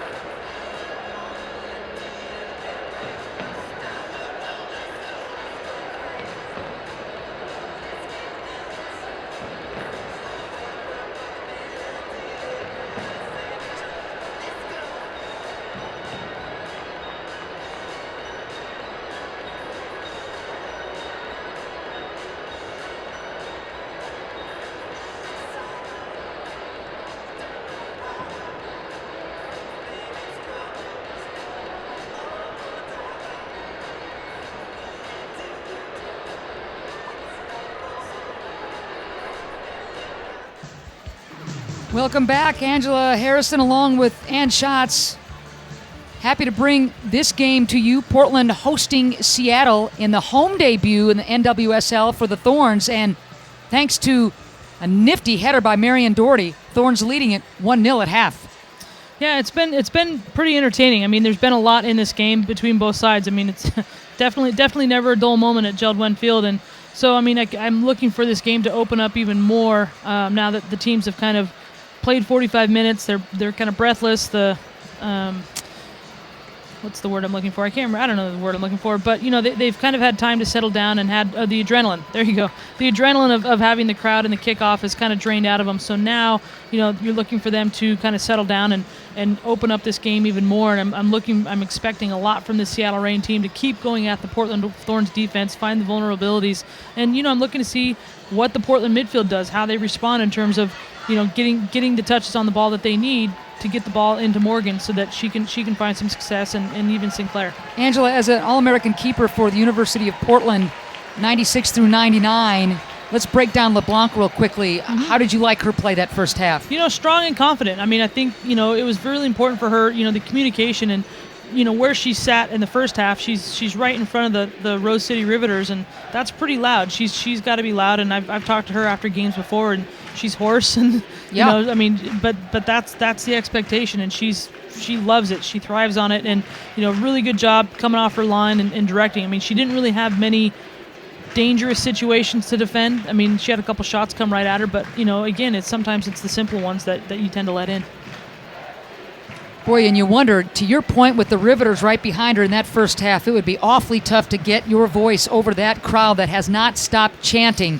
And this is what's going to be dangerous for Seattle with Portland attacking the north end in this second half is not having the general audibility that you normally would that they did in the first half. So the Thorns will get things started on the near side with Marshall. Sending it back, that's Bueller. Switching to the middle of the field for Kat Williamson to the far side. Doherty. And it looks like no changes for either team, so we're coming back out the way we came off. Betos was tested, especially late in that first half. Alex Morgan nearly had a nifty goal as she went 1v3 and blasted a far post shot that Betos wasn't able to save, but at the last second, defender Dinas stepped in and booted it away, but then minutes later, there was Doherty, putting Portland on the board.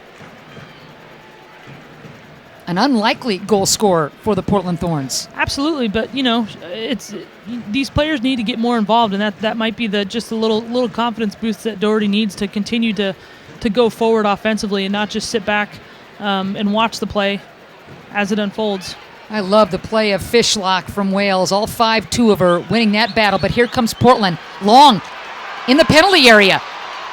Long in the penalty area, able to be cleared by Seattle. Noyola now wants to carry. She'll leave it. Cutting back nicely and sending the ball on this near side. Reed collects. Nice defense that time by Edwards, who steps in front. And Winters will flag it down and start again. Or will she? Look at Long. And in a tumble, it's Long and Winters. They've been going at it all game long. Foul on Long, who shows her displeasure, wearing her emotion on her sleeve. Actually, foul against Seattle. My bad. She just was upset that there wasn't a card or any kind of other further disciplinary. But, that's start of the second half. Not going to see any color out of the ref's pocket this early, I don't think. Sinclair leaves it up top for Washington. A blast! Punched away. Well done by Betos, and the referee's going to signal that out for a corner. The linesman on the far side, and great shot there, lined up from Washington perfectly at the top of the D, and took a little deflection there. Betos had to recover nicely in order to get a hand on that, but just stepped out of bounds. You mentioned the great passing of Sinclair. There was a terrific Look at example that ball there. Set up just perfectly. And here comes a corner kick. Kerr with the honors. Crowd wants more. Line drive, far post. Ooh, Betos. Betos, well done. Not easy over Alex Morgan. Alex Morgan's got her by a couple inches, but she's got the hands advantage, and and still that's a tough one to come down with when you got a player right on top of you because you want to bring that ball down as badly as you can, but you kind of maybe have to leave it hanging up there. I sure like until where you clear the area. Sure like where Kerr left that pass, didn't you? Absolutely. Throw in Seattle. They're playing catch up. 1-0. Portland with the lead. We're early in the second half. A goal late in that first half by Doherty. Header that got past Betos as she was screened gives Portland the 1-0 lead. Williamson steps in front of that pass, and here comes Washington on the far side. Finds Morgan in the middle of the field to Kerr. She'll skip it across to Long, and Long may have a shot. Leaves it instead for Kerr. Winds up. Oh. Defense for Seattle, but Kerr's able to corral the possession. Instead, it's Bogus. And Portland's setting up nicely here in this second half. Morgan's gotten a few more touches already than she did in the first half. Just in these first 3 or 4 minutes of the game, she's been involved, and she's definitely been a threat, been dangerous. And, maybe, like I said, the North End's involved in that. Pretty difficult to hear yourself organize your team defensively in this environment. Sinclair leaves it for Morgan. Nice tackle there by the Seattle defense. Portland tries to maintain possession and does. Marshall on the near side. Leaves it for Long. Nicely done by Marshall to cut inside, but equal to the task is Noyola. Throw in. Marshall already involved more in, Yes. in this half than you called her name more than you did in the first half. And again, this is important for the Portland midfield to unlock the Seattle defense. And I use that term a lot, unlock, because the way the defense sets up, you have to work the ball around, and your outside backs are going to be critical to helping your midfield do that. Reed will find a wide open Kyle. And working the near side is Nairn, and she'll switch it nicely. Overloading was Seattle, and now on the left side. There's Noyola, very crafty. Nice touch work and organization by Seattle's defense. Williamson off her. It'll be a throw in for the Reign.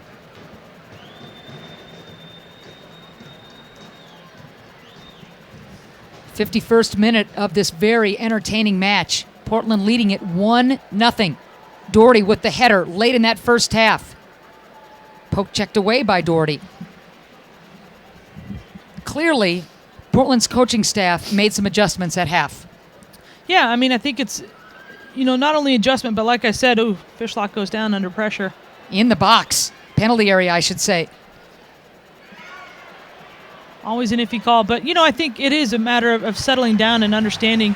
You've got the first 45 minutes behind you. You got 45 more minutes to open this game up for yourself and have a bit more confidence in what you do, because a goal, like I said, a goal just before halftime gives a team a ton of confidence coming out, and it's really up to them now to take control of this game even more. Seattle wanted to go up top to the streaking Fishlock, but Portland's back line equal to the task. And going up top, the Thorns not able to collect, but then there's a beautiful ball. Sinclair, Morgan, one weave on. There you go. Yeah, there it is. Sinclair and Alex Morgan. Have Goal. some of that sunshine. Great setup.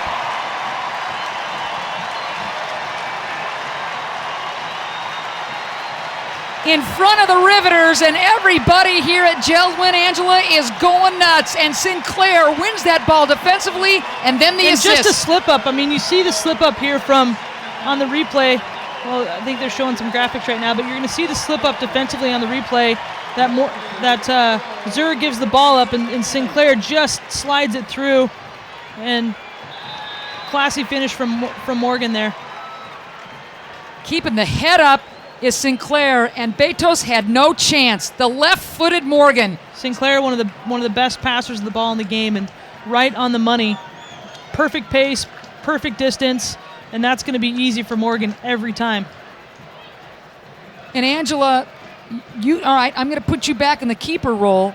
Sure. Your team just gives you a second goal. How good are you feeling right now if you're LeBlanc between the pipes? You're feeling good, but again, it's kind of as a goalkeeper, what I was always taught, you never get too high, you never get too low. Your team goes up a goal, goes up 3 goals. You don't get too high, you go down a goal. You don't get too low. You have to have the even keel and keep your defense, because it's one of those things where if you kind of stop paying attention to organizing and stop paying attention for that one little second, that's when a space opens up and all of a sudden you're 1v1 having to deal with something that you didn't want. So you always have to kind of keep that even keel and be organized.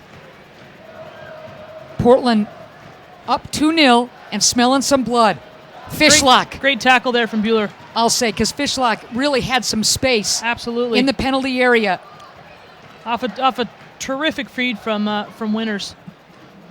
Winners spent some time in the German the Frau Bundesliga. Oh my! Last summer, and it's a very strong league, and it's a place where you can really learn a lot about yourself as a player, and as a young player, as young as Keelan is, tremendous place to kind of build your chops, or however you want to put that. No, build that your works experience. for me. That works for me. Nicely done by Williamson to just send it back to LeBlanc, as the harassing Seattle defense gave her really little choice. And we are now in the 54th minute. Tons of time. And if I'm Portland, I am putting the pedal to the metal here and the gas on. You don't get conservative here, do you? No, and this is where, again, the goal before halftime, a great confidence builder, settled Portland down. They were able to take a breath at halftime and said, yeah, okay, we can do this. And then they came out and pressed and scored a great goal, in the first 10 minutes of the second half. Nairn knocked down by Allie Long. We have called Long's name over and over in that department. So it looks like Dahlstrom is getting set to come on here. She's going to come on for Noyola, which is a kind of an outside for outside position. Dahlstrom traditionally defender, Noyola midfielder, but Noyola's been playing kind of that wide up top set spot. So now Dahlstrom will come in and again give them some width and some pace on the outside. Dahlstrom, experience with the U20 national team and also in the WPS with the Breakers of Boston. Well, it's worth noting that with that U20 national team that she was on, there's 8 players here in the sides tonight that were on that U20 FIFA Women's World Cup winning U.S. squad. Reed, Winners, Nairn, and Dahlstrom from Seattle, and then from Portland you have Alex Morgan, Nikki Marshall, Nikki Washington, and Becky Edwards, and all those kids were starters except for Dahlstrom, and so it's a lot of talent out here for a team that won that under-20 World Cup in 2008 in Chile. Tons of talent as Nairn lets that ball go through her legs. Out of trouble there. Nicely done as Portland's defense, and Washington sends it deep. Morgan wants to collect and catch up. She does. Inside the penalty area. Cuts it back. There's Sinclair streaking through. Waiting for players.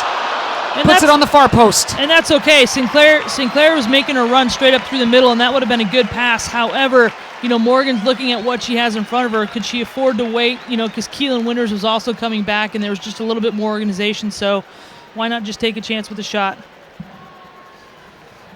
Betos had to come off her line to cut down on the angle. And again, with that strong left foot was Alex Morgan. Sinclair streaking down the middle of the field to Angela's point. But Morgan decided to give it a crack, and here comes Seattle. Misplayed there. Portland's defense is able to get it to midfield to Sinclair. Far side, Washington sends it into space. Nobody there midfield. Here comes Seattle.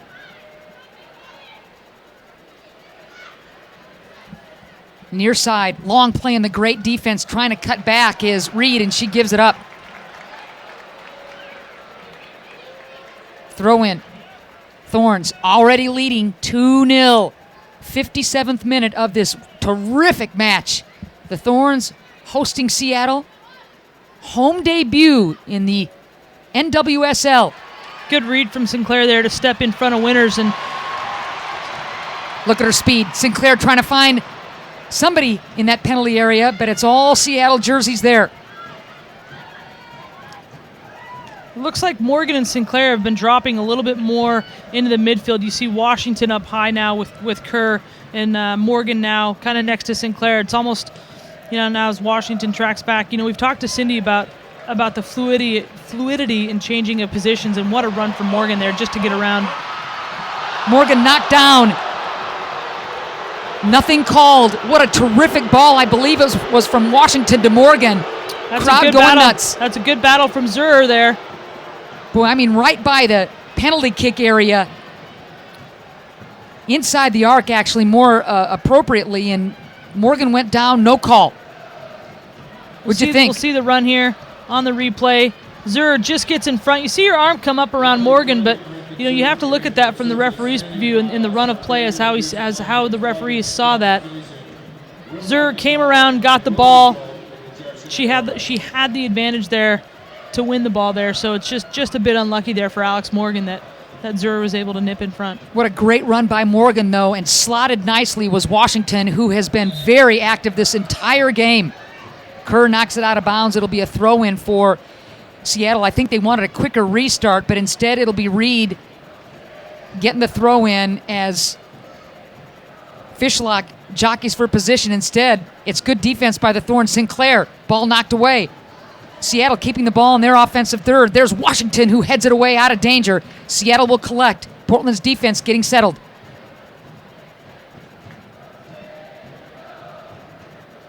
Nice ball to the left side. Seattle having a little action with Kyle. Ball goes out of bounds, though. Thorns throw in.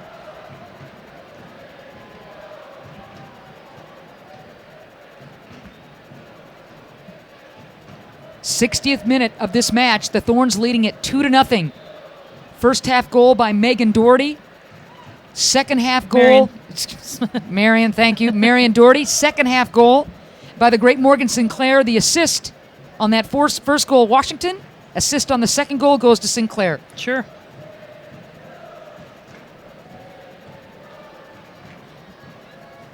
The clock obviously in Portland's favor. And the opportunities, the amount of opportunities that Portland's created for themselves in the second half, shows through the stats. Right now they're out shooting Seattle 10-3 for the game, but I would say a fair amount of those opportunities have come just here in the second half. Quick reminder, folks, your local Northwest McDonald's is getting fresh with you. The new premium McWrap, fresh spring mix, tomatoes, cucumbers, grilled or crispy chicken, all topped with cheese and wrapped in a warm flour tortilla. It's more freshness to love at participating McDonald's. Seattle needs to get on the board, need to get something going. Turning the corner there nicely is Bogus. Doherty hounding her on the far sideline. Washington will win that battle. She's tripped up.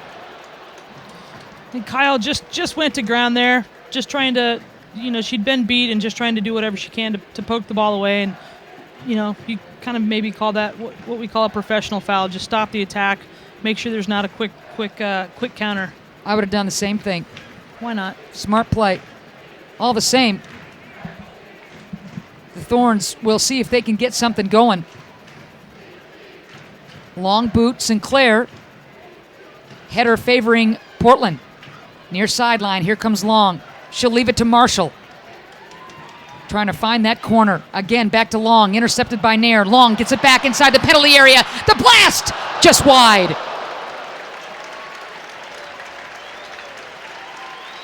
We have seen some activity inside that 18. That's well done from Long there. I mean, just trying to keep the play going.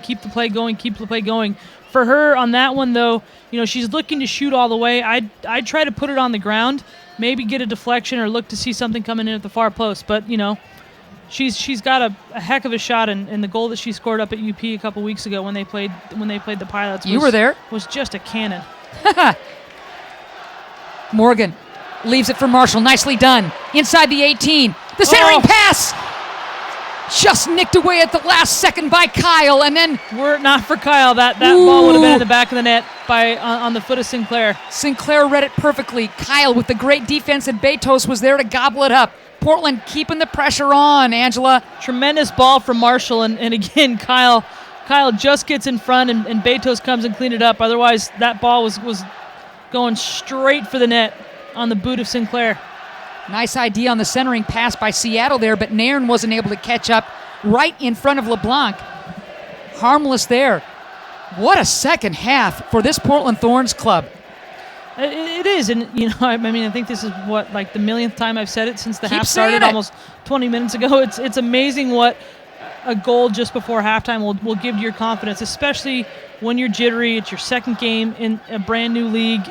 You're playing in front of 17,000 people, I think, now, and it's just to settle you down, and it gives you boatloads of confidence to come out and play your game in the second half. Nairn intercepts, and Winners will switch fields.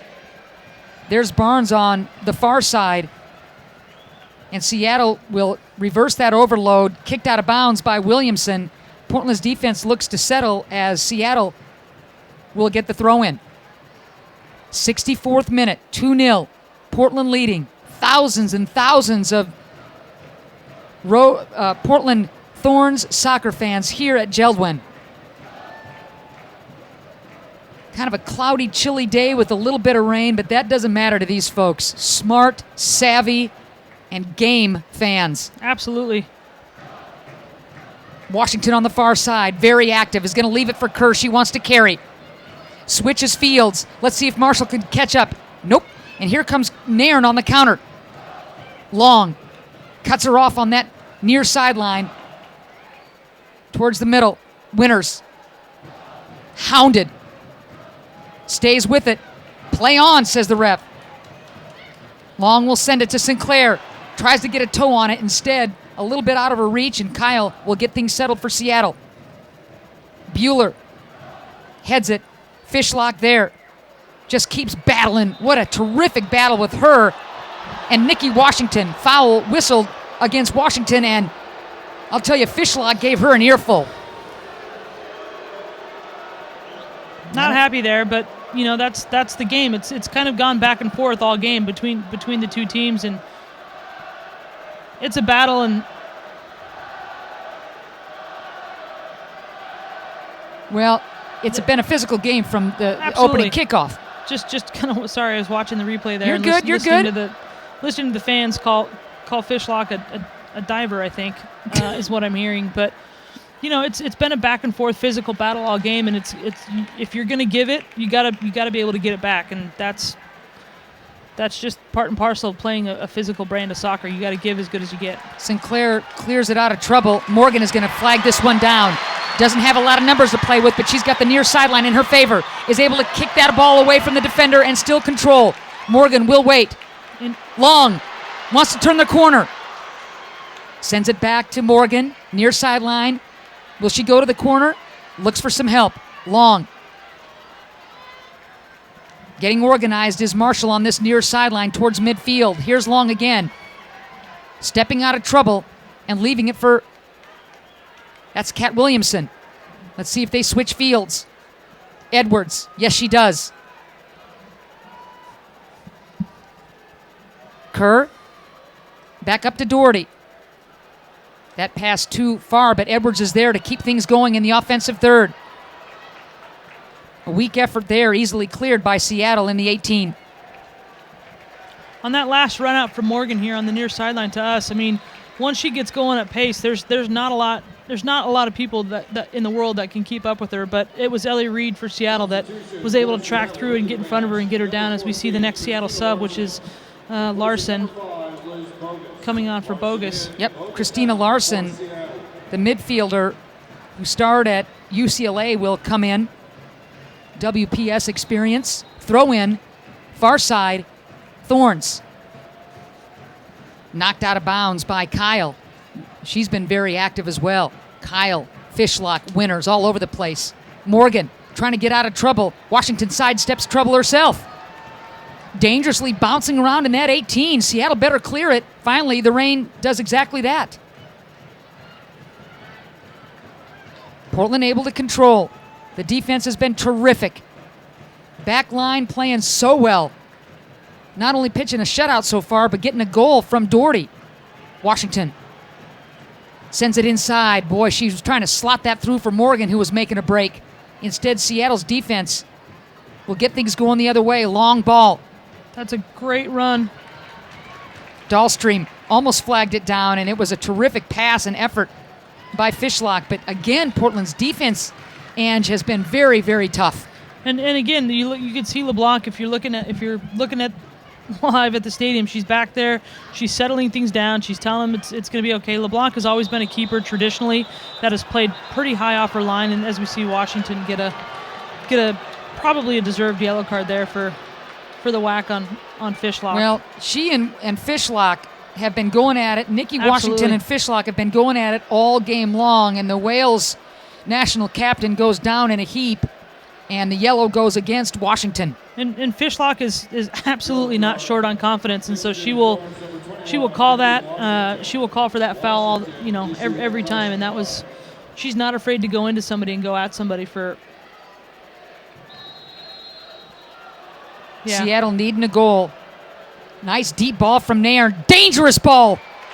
Punched away by LeBlanc at the last second.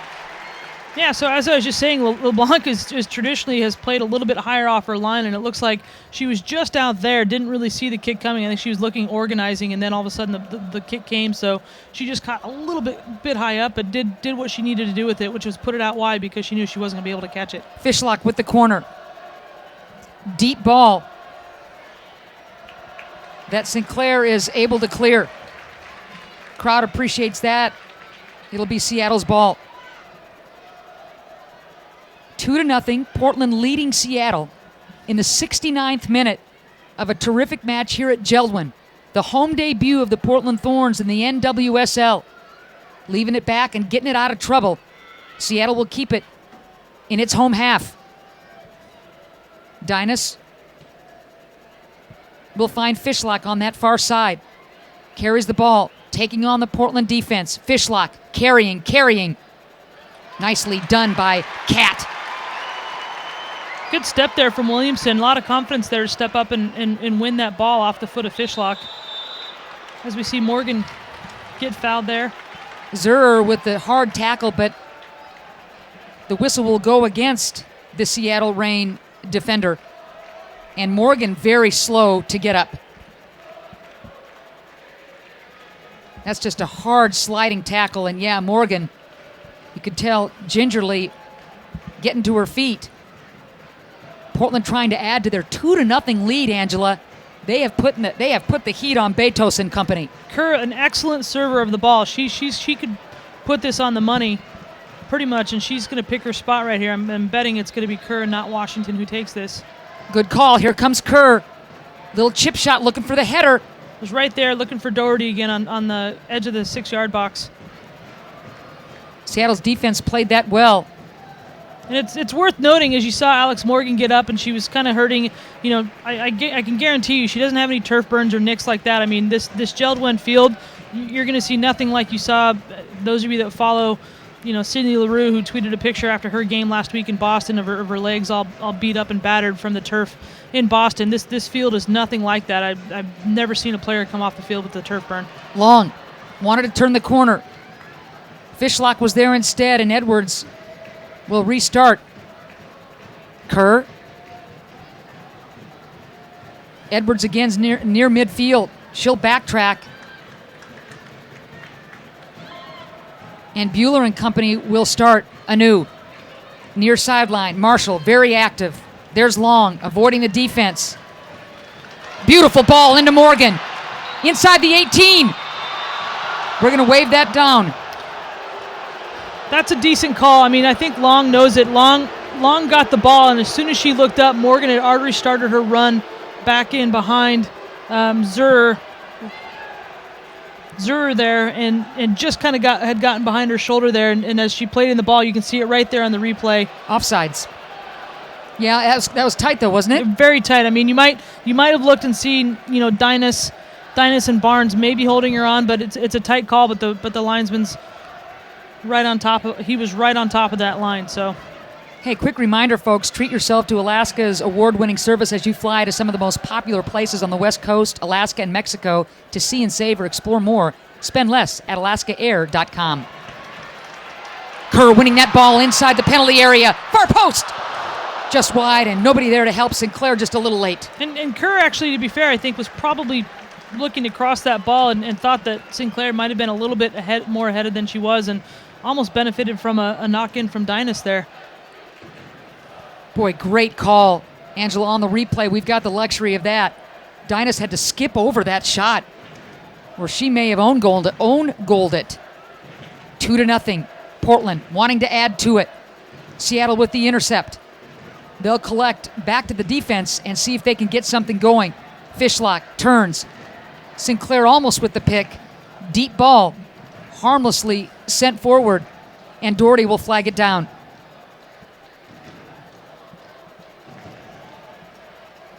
'73rd minute.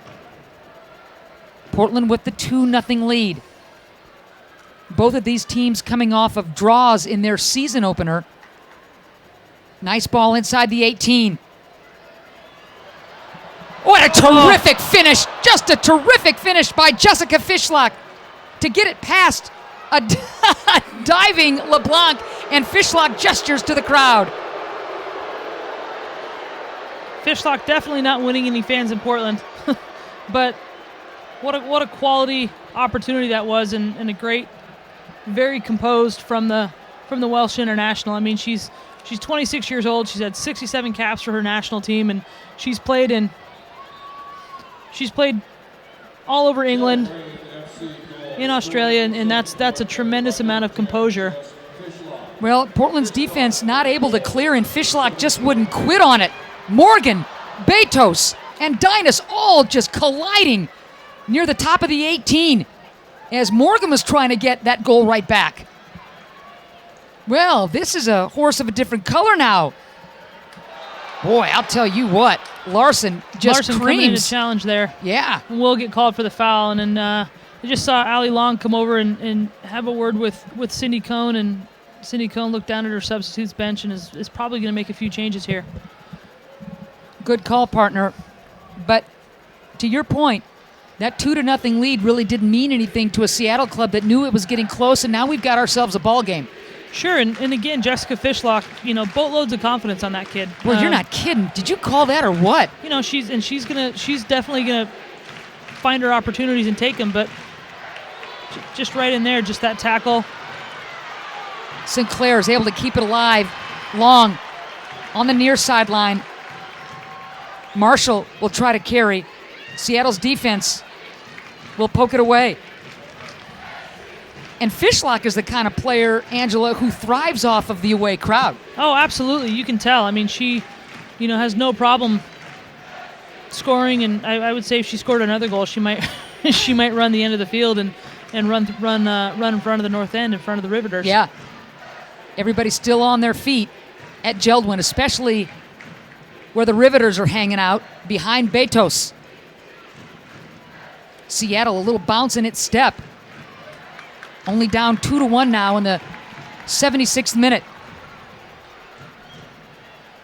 Dynas, who seems to be playing just about everywhere in that defensive third for Seattle. We've called her name over and over again. Winters knocks it out. You see Bueller, center of the field, clapping, saying, let's go, let's put the heat on. And here comes the first sub of the game for Portland, Danielle Foxhoven, who was so big in her substitute role last week as Kerr takes a seat. Absolutely. You saw her coming in last week, drawing the penalty that helped Portland tie the game. And, pilot for pilot, Foxhoven comes in and is going to look to inject a little bit of energy here, which she absolutely can do. Very dangerous runs. Very dangerous runs through the penalty area. Foxhoven has a nose for it, doesn't she? She'll definitely be getting involved here in the next 15 minutes. Nairn will leave it on this near side for Reed. Nice ball inside the 18. Trying to turn the corner is Kyle.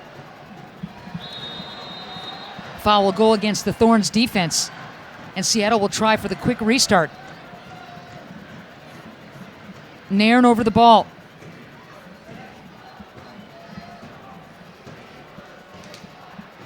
Portland's defense getting set up. LeBlanc, you can hear her shouting instructions.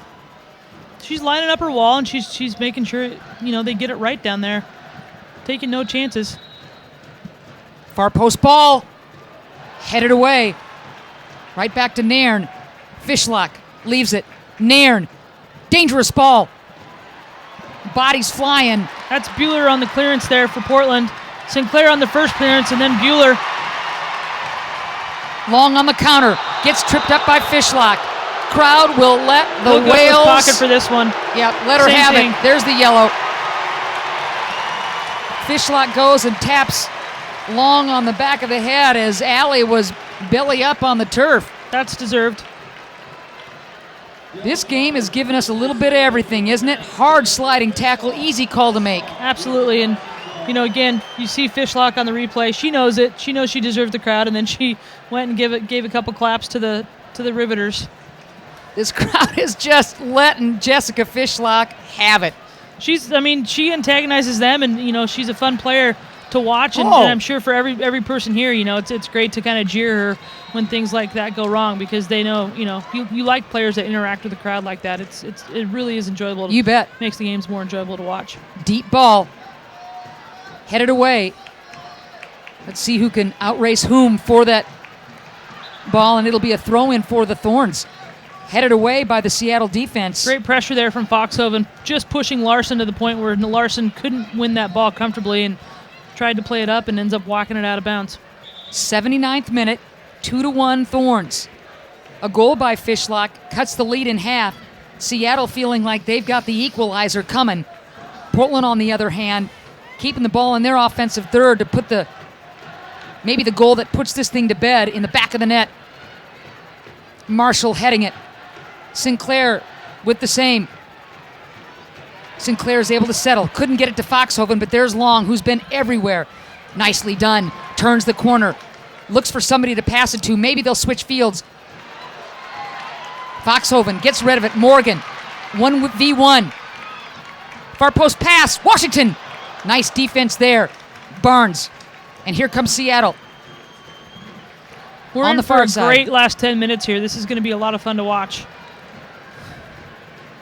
Nice cut back there. Seattle looking for the equalizer. Switching fields nicely. What a touch from Nairn. Nairn. Jeez. Nice ball inside the penalty area. Good defense by the Portland Thorns. Look out. Here comes Reed. Leaves it. And cleared by Sinclair. Dangerous play there.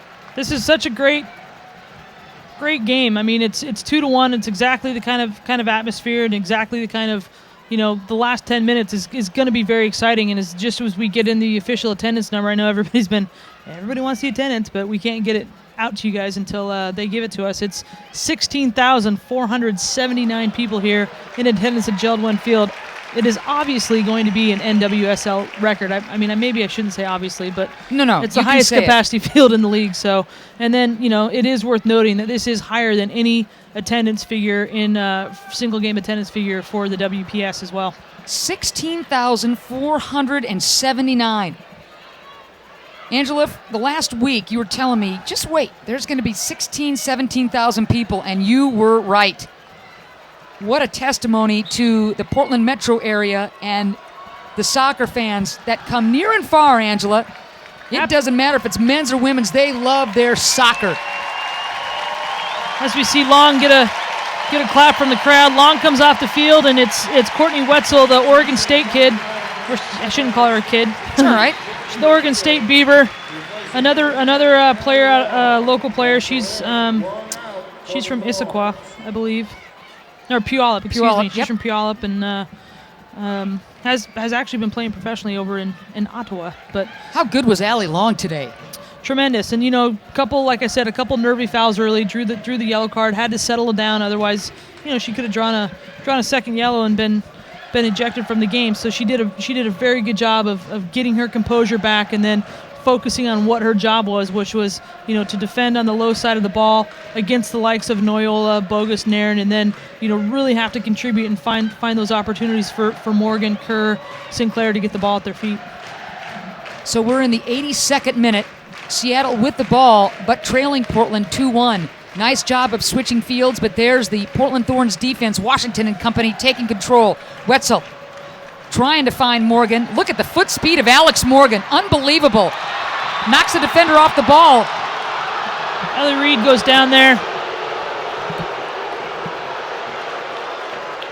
Wow, you saw the foot speed of Alex Morgan there as Tremendous. Reed had every angle in the world, and Reed's not slow. No. I mean, let's make that perfectly clear. Reed is not a slow player, and man, if you're Reed, your eyes get as big as hubcaps watching Morgan come that fast. Luckily, she was behind her, so she didn't know. Ha!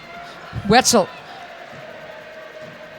Morgan, very nimble, finds Sinclair. I'm not sure if that ball was meant for Foxhoven. Now it for sure is meant for Wetzel on this side, near side of the field. Leave it for Foxhoven. She's got a good foot, and it's a dangerous foot. Stolen nicely there by Winters. I sure like the play of Keelan Winters. Going up top is Seattle, trying to get something going with Nairn in the offensive third. Leaving it.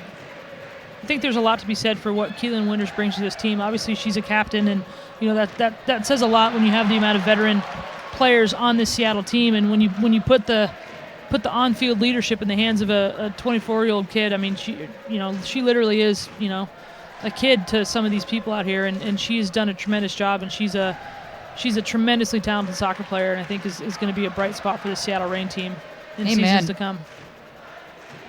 Seattle trying to collect and get things organized to get something going in the 84th minute here. Near side, long pass to Fishlock. All 5-2 of her. Ooh, that's a dangerous ball that just floats through about 5 different players, and Doherty says, I've seen enough. I'm knocking that thing out of bounds. And here's where we'll see Seattle's last substitution. You get 3 substitutions in your games, and it's going to be Jenny Ruiz-Williams who's going to be coming on for number 3, Lauren Barnes. And just a little bit more of an attacking option. Barnes has done a great job throughout the game, and Ruiz-Williams might add just a little bit more going forward. Fans, when you need to recharge and refresh, just head to your local Northwest McDonald's. Get any size ice-cold soft drink or any size rich premium roast coffee for just $1. It's more value to love. All right, throw in Seattle. 85th minute. Angela, your days in pro soccer, your days as an All-America with Portland, if you're leading 2-1 in the final stages of the game, if you're Portland, what are you trying to do? Kill the game off. Well, I mean, you're still attacking. You're still going forward, but it's not as risky. You're not going to take as many chances, and you want to slow the game down as much as possible. The ball goes out of bounds. You're not going to sit there and jump over the baseboards to get it. You'll let the ball kid get it, and you'll get it back in play in a reasonable amount of time. But you're really looking to slow the pace down and kill any kind of rhythm that Seattle might want to try to develop. To your point, that ball knocked out of bounds by Seattle, and look at Washington, just kind of. She'll give it to Doherty. Oops, knocked it out of bounds. But this is where they have to be careful, because right now you see the referee, he just blew the whistle, and he raised both hands in the air, and he's like, come on, guys. Yep. I know. I'm not an idiot. 86th minute. 2-1 Portland leading Seattle in a match that was highly anticipated and has not disappointed. Look out for Morgan. And there is Fishlock again, and she will push and she will carry. To the near sideline. Seattle needs to get something going. Reed will drop it back to the Seattle defense, who will switch fields to the far side. Doherty will mark. Nice ball inside to Nairn. Headed away by the Thorns defense. 87th minute. Portland nursing the 2-1 lead. Doherty will try to flag it down on that far sideline and just let it roll out of bounds. To Angela's point, take your time. Clock's on your side, Thorns. Yeah, I mean, you're not going to take any risks and risk restarting the play quickly and giving the ball away quickly, especially when it's in your defensive third. You want to make sure everybody has time to set up, get their marks, and dangerous ball. LeBlanc was talking to Nikki Marshall there, said, let me have it. Yeah, just to remind you, though, Angela, when Doherty scored that goal, it was late in the first half. Mm-hmm. Portland understands you got to run through the tape. Oh, absolutely. I mean, and that's where, again, composure matters. Taking care of the little details matters. And, like I said, they're not going to take chances. You have to make sure you keep everything right in the back and you stay organized. And you're going to keep Doherty. You're going to keep Marshall home. You're going to make sure that they don't need to be making those runs forward. They just need to make sure they sit behind the ball and they're organized for whenever Seattle wins the ball and comes forward again. Marshall clears it. Headed opportunity there by Morgan goes by the wayside, but still Seattle's got to back things up with Dynas and company. trying to get things started in the 88th minute. Dribbling, but east-west. Now on the near sideline, Seattle looks to go deep. Instead, it'll be Reed looking to carry, leaves it for Fishlock. Good defense by the Portland Thorns. And here in Seattle, you see Ellie Reed getting forward. Ellie Reed's, she's all the way up in the other penalty area, and Seattle's going to try and throw numbers forward. They want a point out of this. They want to make a statement on the road just as bad as anybody else in the league does. Washington gets past Winters' far sideline. Looks to go up top to Morgan, and it just dribbles down the sideline. Still in play, though. Dinas. And that's a decent effort from Washington. I mean, Doherty isn't going to be coming up from the outside, and Edwards was kind of holding in the middle, as was Sinclair. And really her only option was to dump it into Morgan in the corner and maybe hope that she'll get something out of it. And as it was a goal kick. And Angela, they just announced the attendance, and the place went nuts. So tip your caps to the fans here at JELD-WEN, setting a new league record by a whole bunch. Morgan with the steal, in no hurry, but she'll leave it for Sinclair. No numbers. Near side, Wetzel. Let's see what she can do with it. Cuts it back. Sinclair. Foxhoven brings it back. Do you like this play? Yeah, it's because you're forcing Seattle to chase, and when Seattle's chasing the game, when they have players chasing the game, you're in the 80th minute. They're still going to be tired. The only fresh players are maybe the ones who just got subbed in, but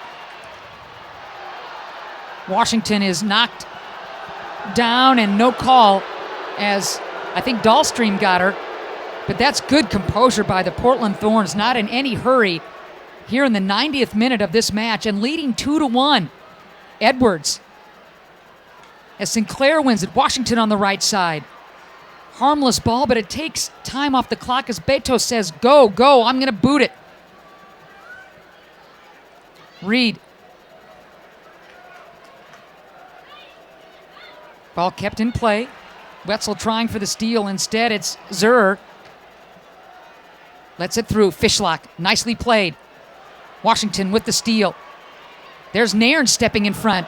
And look out! Larson on the far side. Here comes Seattle.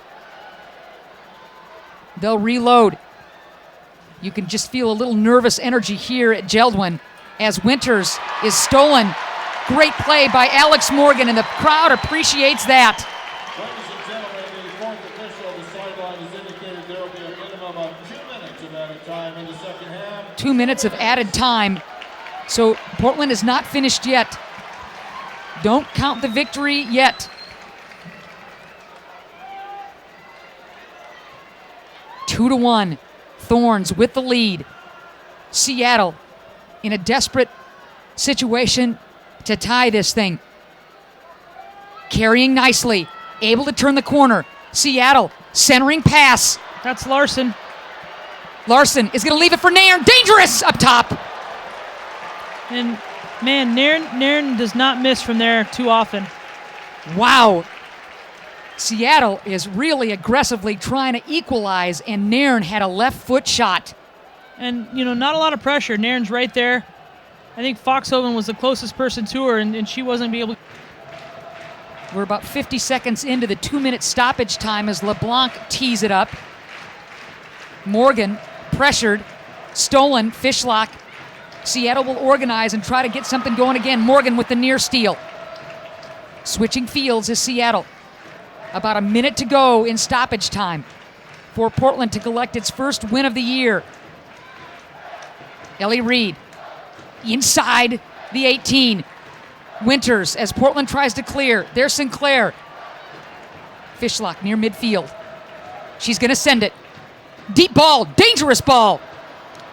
Fishlock put it on the head of Kaylin Kyle, but well defended there from Portland's back line of Williamson and Bueller. Really well organized. Dalmy was going to drop off right in behind and easily shepherded that ball out over the end line. That might have been Seattle's last chance as LeBlanc takes her time. The crowd is standing. You can hear the cheers. Referee is going to blow full time right now. You can tell by the roar of the crowd that Portland has secured the 2-1 win over Seattle for its first victory in the NWSL.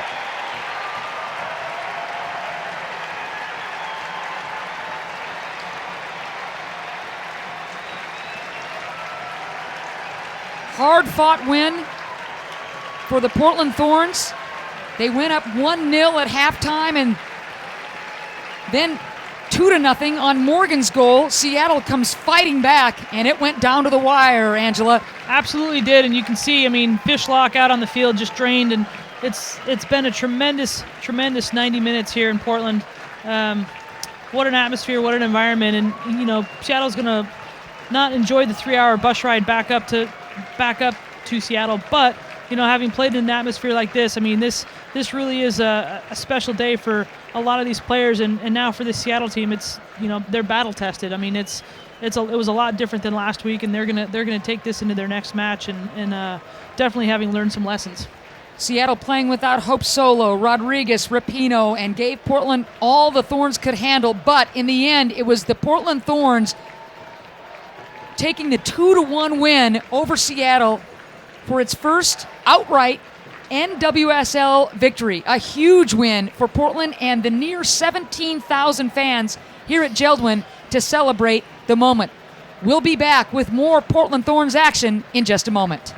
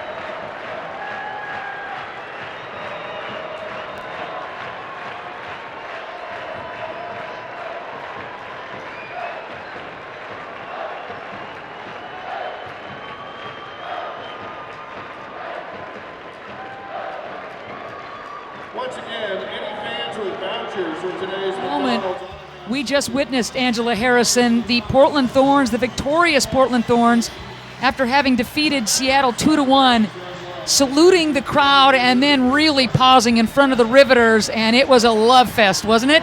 Absolutely. I mean, you knew this day was going to start out special when the teams came onto the field for the national anthem, and the Thorns' own Jasmine Avant sings just a knockout national anthem, complete with the bombs bursting in air and rockets red glare, and the tifo from the Riveters that they've now given to the players, the welcome banners that they made for each one of the players, and the players down there now for the post-game ceremony, and they all got a dozen roses from the Riveters, and it's just what a great cap to a great day of soccer in Portland. Nearly 17,000 here on hand at JELD-WEN, easily the mark to beat around this league in terms of attendance. The word was out. Portland was going to come and support this club, and how, Angela? Well, absolutely, and the bar's been set, and I don't know that we'll see a lot of 16,000 fan games. I mean, I'm certainly we'll see 10,000 fan games and things like that. But the thing that the people have to remember and keep in perspective is that Portland plays in a Major League Soccer stadium, and they're in a primary soccer town, and so there's no baseball to support. There's none of this. And so they have over 7,000 season tickets sold, which is more than a lot of the other NWSL stadiums can hold. So it's not, Portland is not by any means looking down, but it's saying, if you guys have the support, this is what you can accomplish. And we in Portland absolutely will go to every other stadium and be, thankful and grateful to play in those facilities as well and try to draw as many fans as they can there. This Thorns club, with all due respect to last week's effort in Kansas City, a completely different bunch. Absolutely. It's amazing what a nice settling week of training can do. Everybody's home, sleeping in their own beds, and the pregame jitters were there, and the jitters through the first 20-25 minutes of the half was there. We started to see them settle down a little bit more as the half went on. Things got better around the 35-minute mark in terms of possession and how they attacked and went forward. And then, the free kick goal, Doherty gets that skim off her head, redirects the ball into the net, which is what you want off a free kick. But I mean, that was just an absolutely brilliant free kick from Washington. Just a beauty of a free kick from Washington, and that kind of pace just means that you just need to get a piece of it to put it into the net. And then from there, Portland went into the locker room.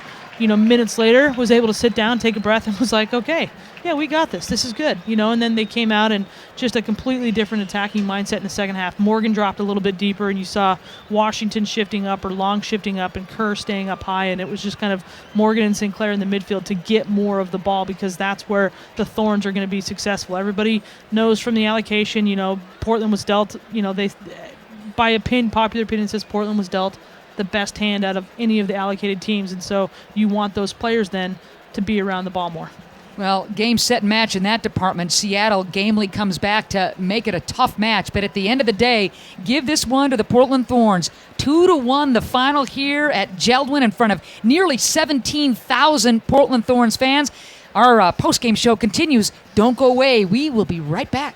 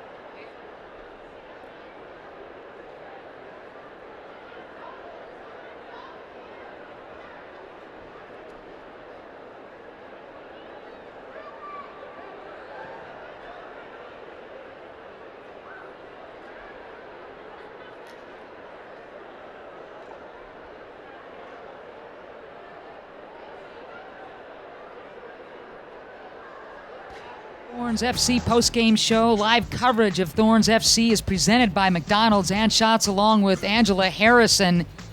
And a game defensively you had to like if you're a Portland Thorns fan, and then offense just enough for LeBlanc. You know, I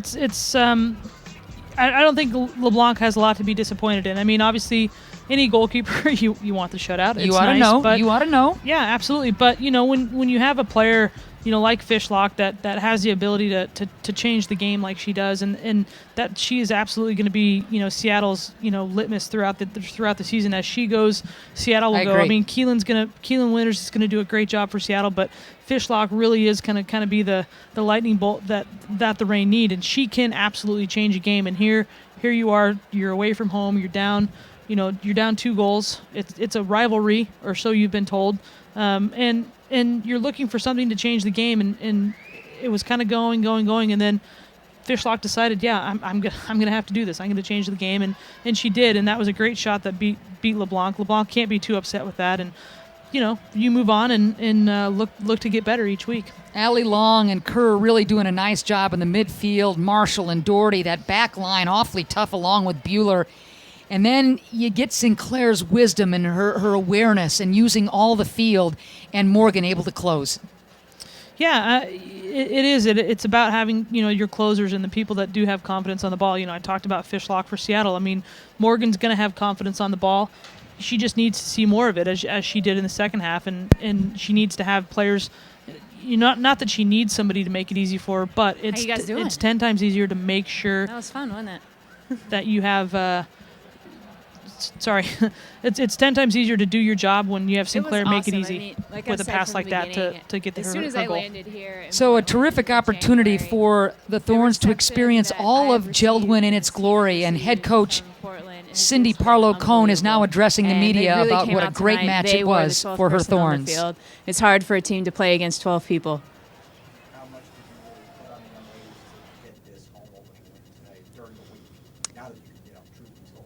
We didn't even talk about it. You know, all we talked about was getting better. I think none of us were happy with the way we performed at Kansas City, and we went to work this week and corrected the things that we needed to correct, making sure we were all on the same page. And it was our first week of training with all of our teammates. So it was good to get that week of training in, and I think it helped, and it showed tonight.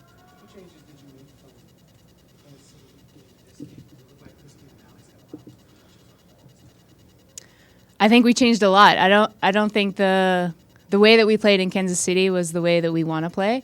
I think we were all over the field, and just because we hadn't played together, we put in 4 new people that we haven't had most of the preseason, and I think it was difficult to adjust to that.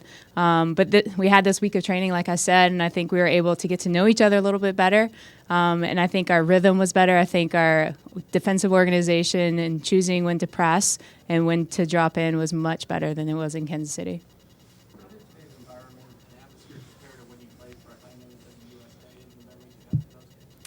This was awesome. I was walking around the field with Rachel Bueller, and we looked at each other, and she's like, "This is like the World Cup." And I was like, "Yeah, I mean, that's what it felt like. It felt like that atmosphere that we had at the World Cup and at the Olympics. It was an unbelievable atmosphere." Was it difficult to keep the team focused, knowing that there was a lot of anticipation for this kind of atmosphere? Everybody was very excited. No, I think you guys saw tonight that they were very focused. They were very tuned in, dialed in. I mean, as soon as we got back from Kansas City, we got together, we talked about the video, what we needed to correct, and that wasn't what we wanted to look like on the field. And I give all the credit to the girls. They really worked their tails off this week and really put time in to get to know each other a little bit better and to help us get organized. Since Morgan has been on the same club team before, what are you seeing as far as like the understanding they have with each other they combine on both sides of goal? Right. I mean, obviously, those 2 players are world-class, understatement of the year right there. I mean, they are just unbelievable players individually, and then you put them together, and they just work together. I mean, they know where each other wants the ball, how they want the ball, and in what areas they want it. So it was fun to watch them combine tonight. How is this sort of gel together at this point, and how much more work still needs to be done heading on to the season? Right. I think the chemistry both on and off the field with this team is outstanding. Are we where we want to be in August? No. We'll get there. We'll continue to get better. And we made some mistakes tonight. We'll look at those and we'll continue to get better from week to week. I think we turned the ball over too easily at times. We got a little bit impatient in the attacking third. I think we created a good rhythm, but then at times we panicked a little bit and just gave the ball away a little too easily. Coach, you seem to have Christine playing deeper this week. Almost seemed like you switched where her and Angie played most of the time. What was the intent behind that? And can you speak overall as to Christine's performance? I mean, Christine's, as everyone knows her as an amazing goal scorer, but what people don't really pay attention to is that she's one of the best passers of the ball in the game. And I wanted her on the ball more but for that reason, so we dropped her more into the midfield so we could get her the ball more. And you saw it tonight with her feed into Alex. That's Portland Thorns head coach Cindy Parlow-Cone. Exchanging with Rachel Bueller, this feels like the World Cup. Yep, with 17,000 folks here at JELD-WEN, I'll bet it did. And the Thorns did not disappoint, defeating the Seattle Reign in a hard-fought match, 2-1 the final. Our post-game show and shots along with Angela Harrison will continue in just a second. Portland Timbers fans bring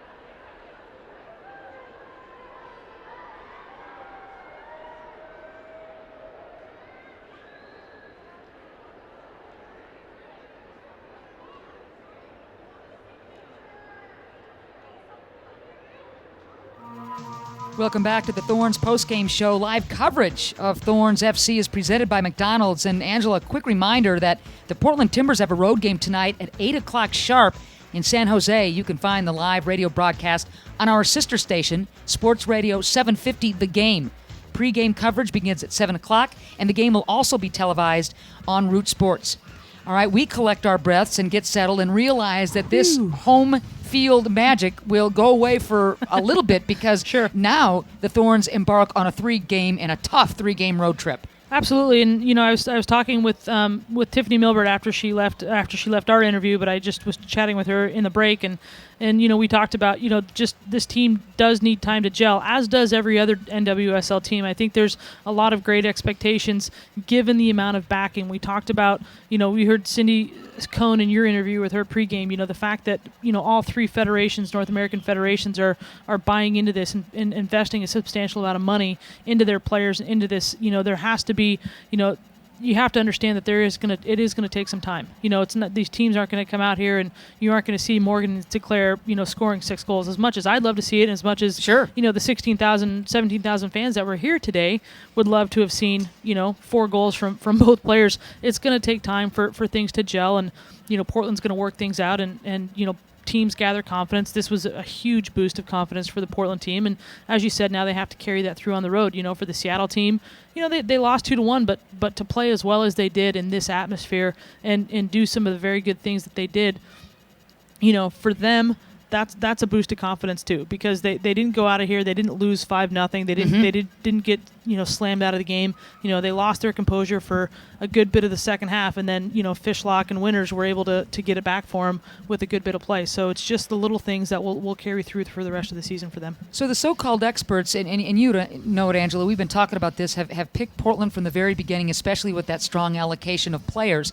Cohn is smart enough to say to her players, listen, here's what this means. We're going to get everybody else's best shot. Sure. So this is when, as true professionals, you stand up to that kind of expectation. Well, and that's where, when you look at the U.S. players that are on this team, and you look at where these players played in college, and Sinclair and Foxhoven and those guys at Portland, and a lot of the kids that played at UNC, and a lot of the other players that played at top schools in the conference, Florida State, Florida, Colorado, Stanford. I mean, this roster is just littered with people who have experience being in that position where they are going to be on that team with the target on their backs.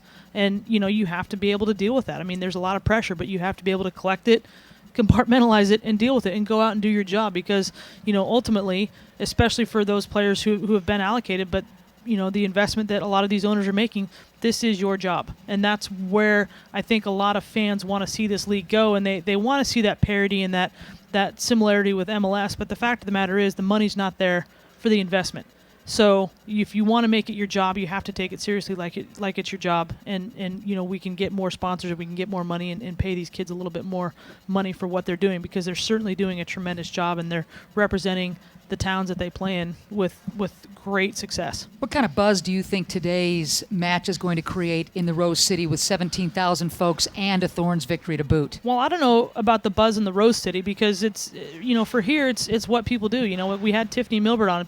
I've had tweets, people going, why didn't you have Merritt Paulson on, and why didn't you have, Mia on? It's like, Tiffany Milbert was the first domino to fall that set this in motion. Of course you're going to have, Tiffany Milbert on this broadcast, and we'll get those other people in later. But, I think the buzz is going to be more felt around the league.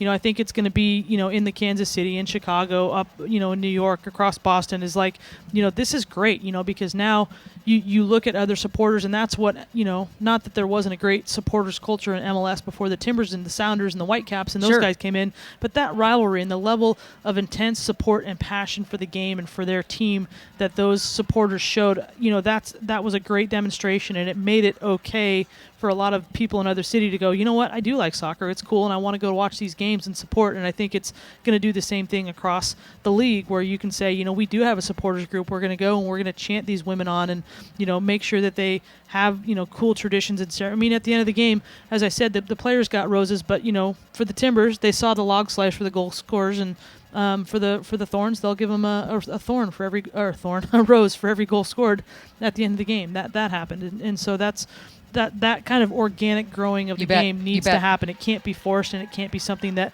you try to shoehorn in. It has to be organic and natural, and I think you're going to see that pop up in a lot of other cities now. And what was really cool to see, and these fans are smart enough to witness, is what an adjustment the Thorns made at halftime. Yes, they were up 1-0, but they dominated that second half until that late Seattle goal. Yeah. The adjustment that Cohn and her staff were able to make, it seemed to be a different pressing, numbers forward kind of a Portland Thorns club in that second half. Yeah, you know, they came out, they were organized, they were recharged, and they were attacking. You know, it is something to be said about this stadium. They were attacking the supporters group. You know, they have that, and there's the crowd behind the opposing goalkeeper just jeering and loud, and that's so difficult to organize and be loud and control your defense. And as a player, when you're attacking your fans and you've got 5,000 fans that you're running at and you're going to go score a goal for, I mean, man, the kind of energy that creates and the kind of confidence that creates as players is just unheralded, and it makes it so easy to do your job, as I'm sure you'll hear a lot of these kids, I got to stop calling them kids. It's okay. A lot of these players will say in their interviews from here on out. What a moment. What an afternoon. Thorns defeating the Reign 2-1 here at JELD-WEN in front of nearly 17,000 crazy Thorns fans. Our post-game show will be back in just a minute. Don't go away. Around here, we take refreshment pretty seriously. How else do you explain the coffee cart in front of the coffee shop next to the other coffee shop?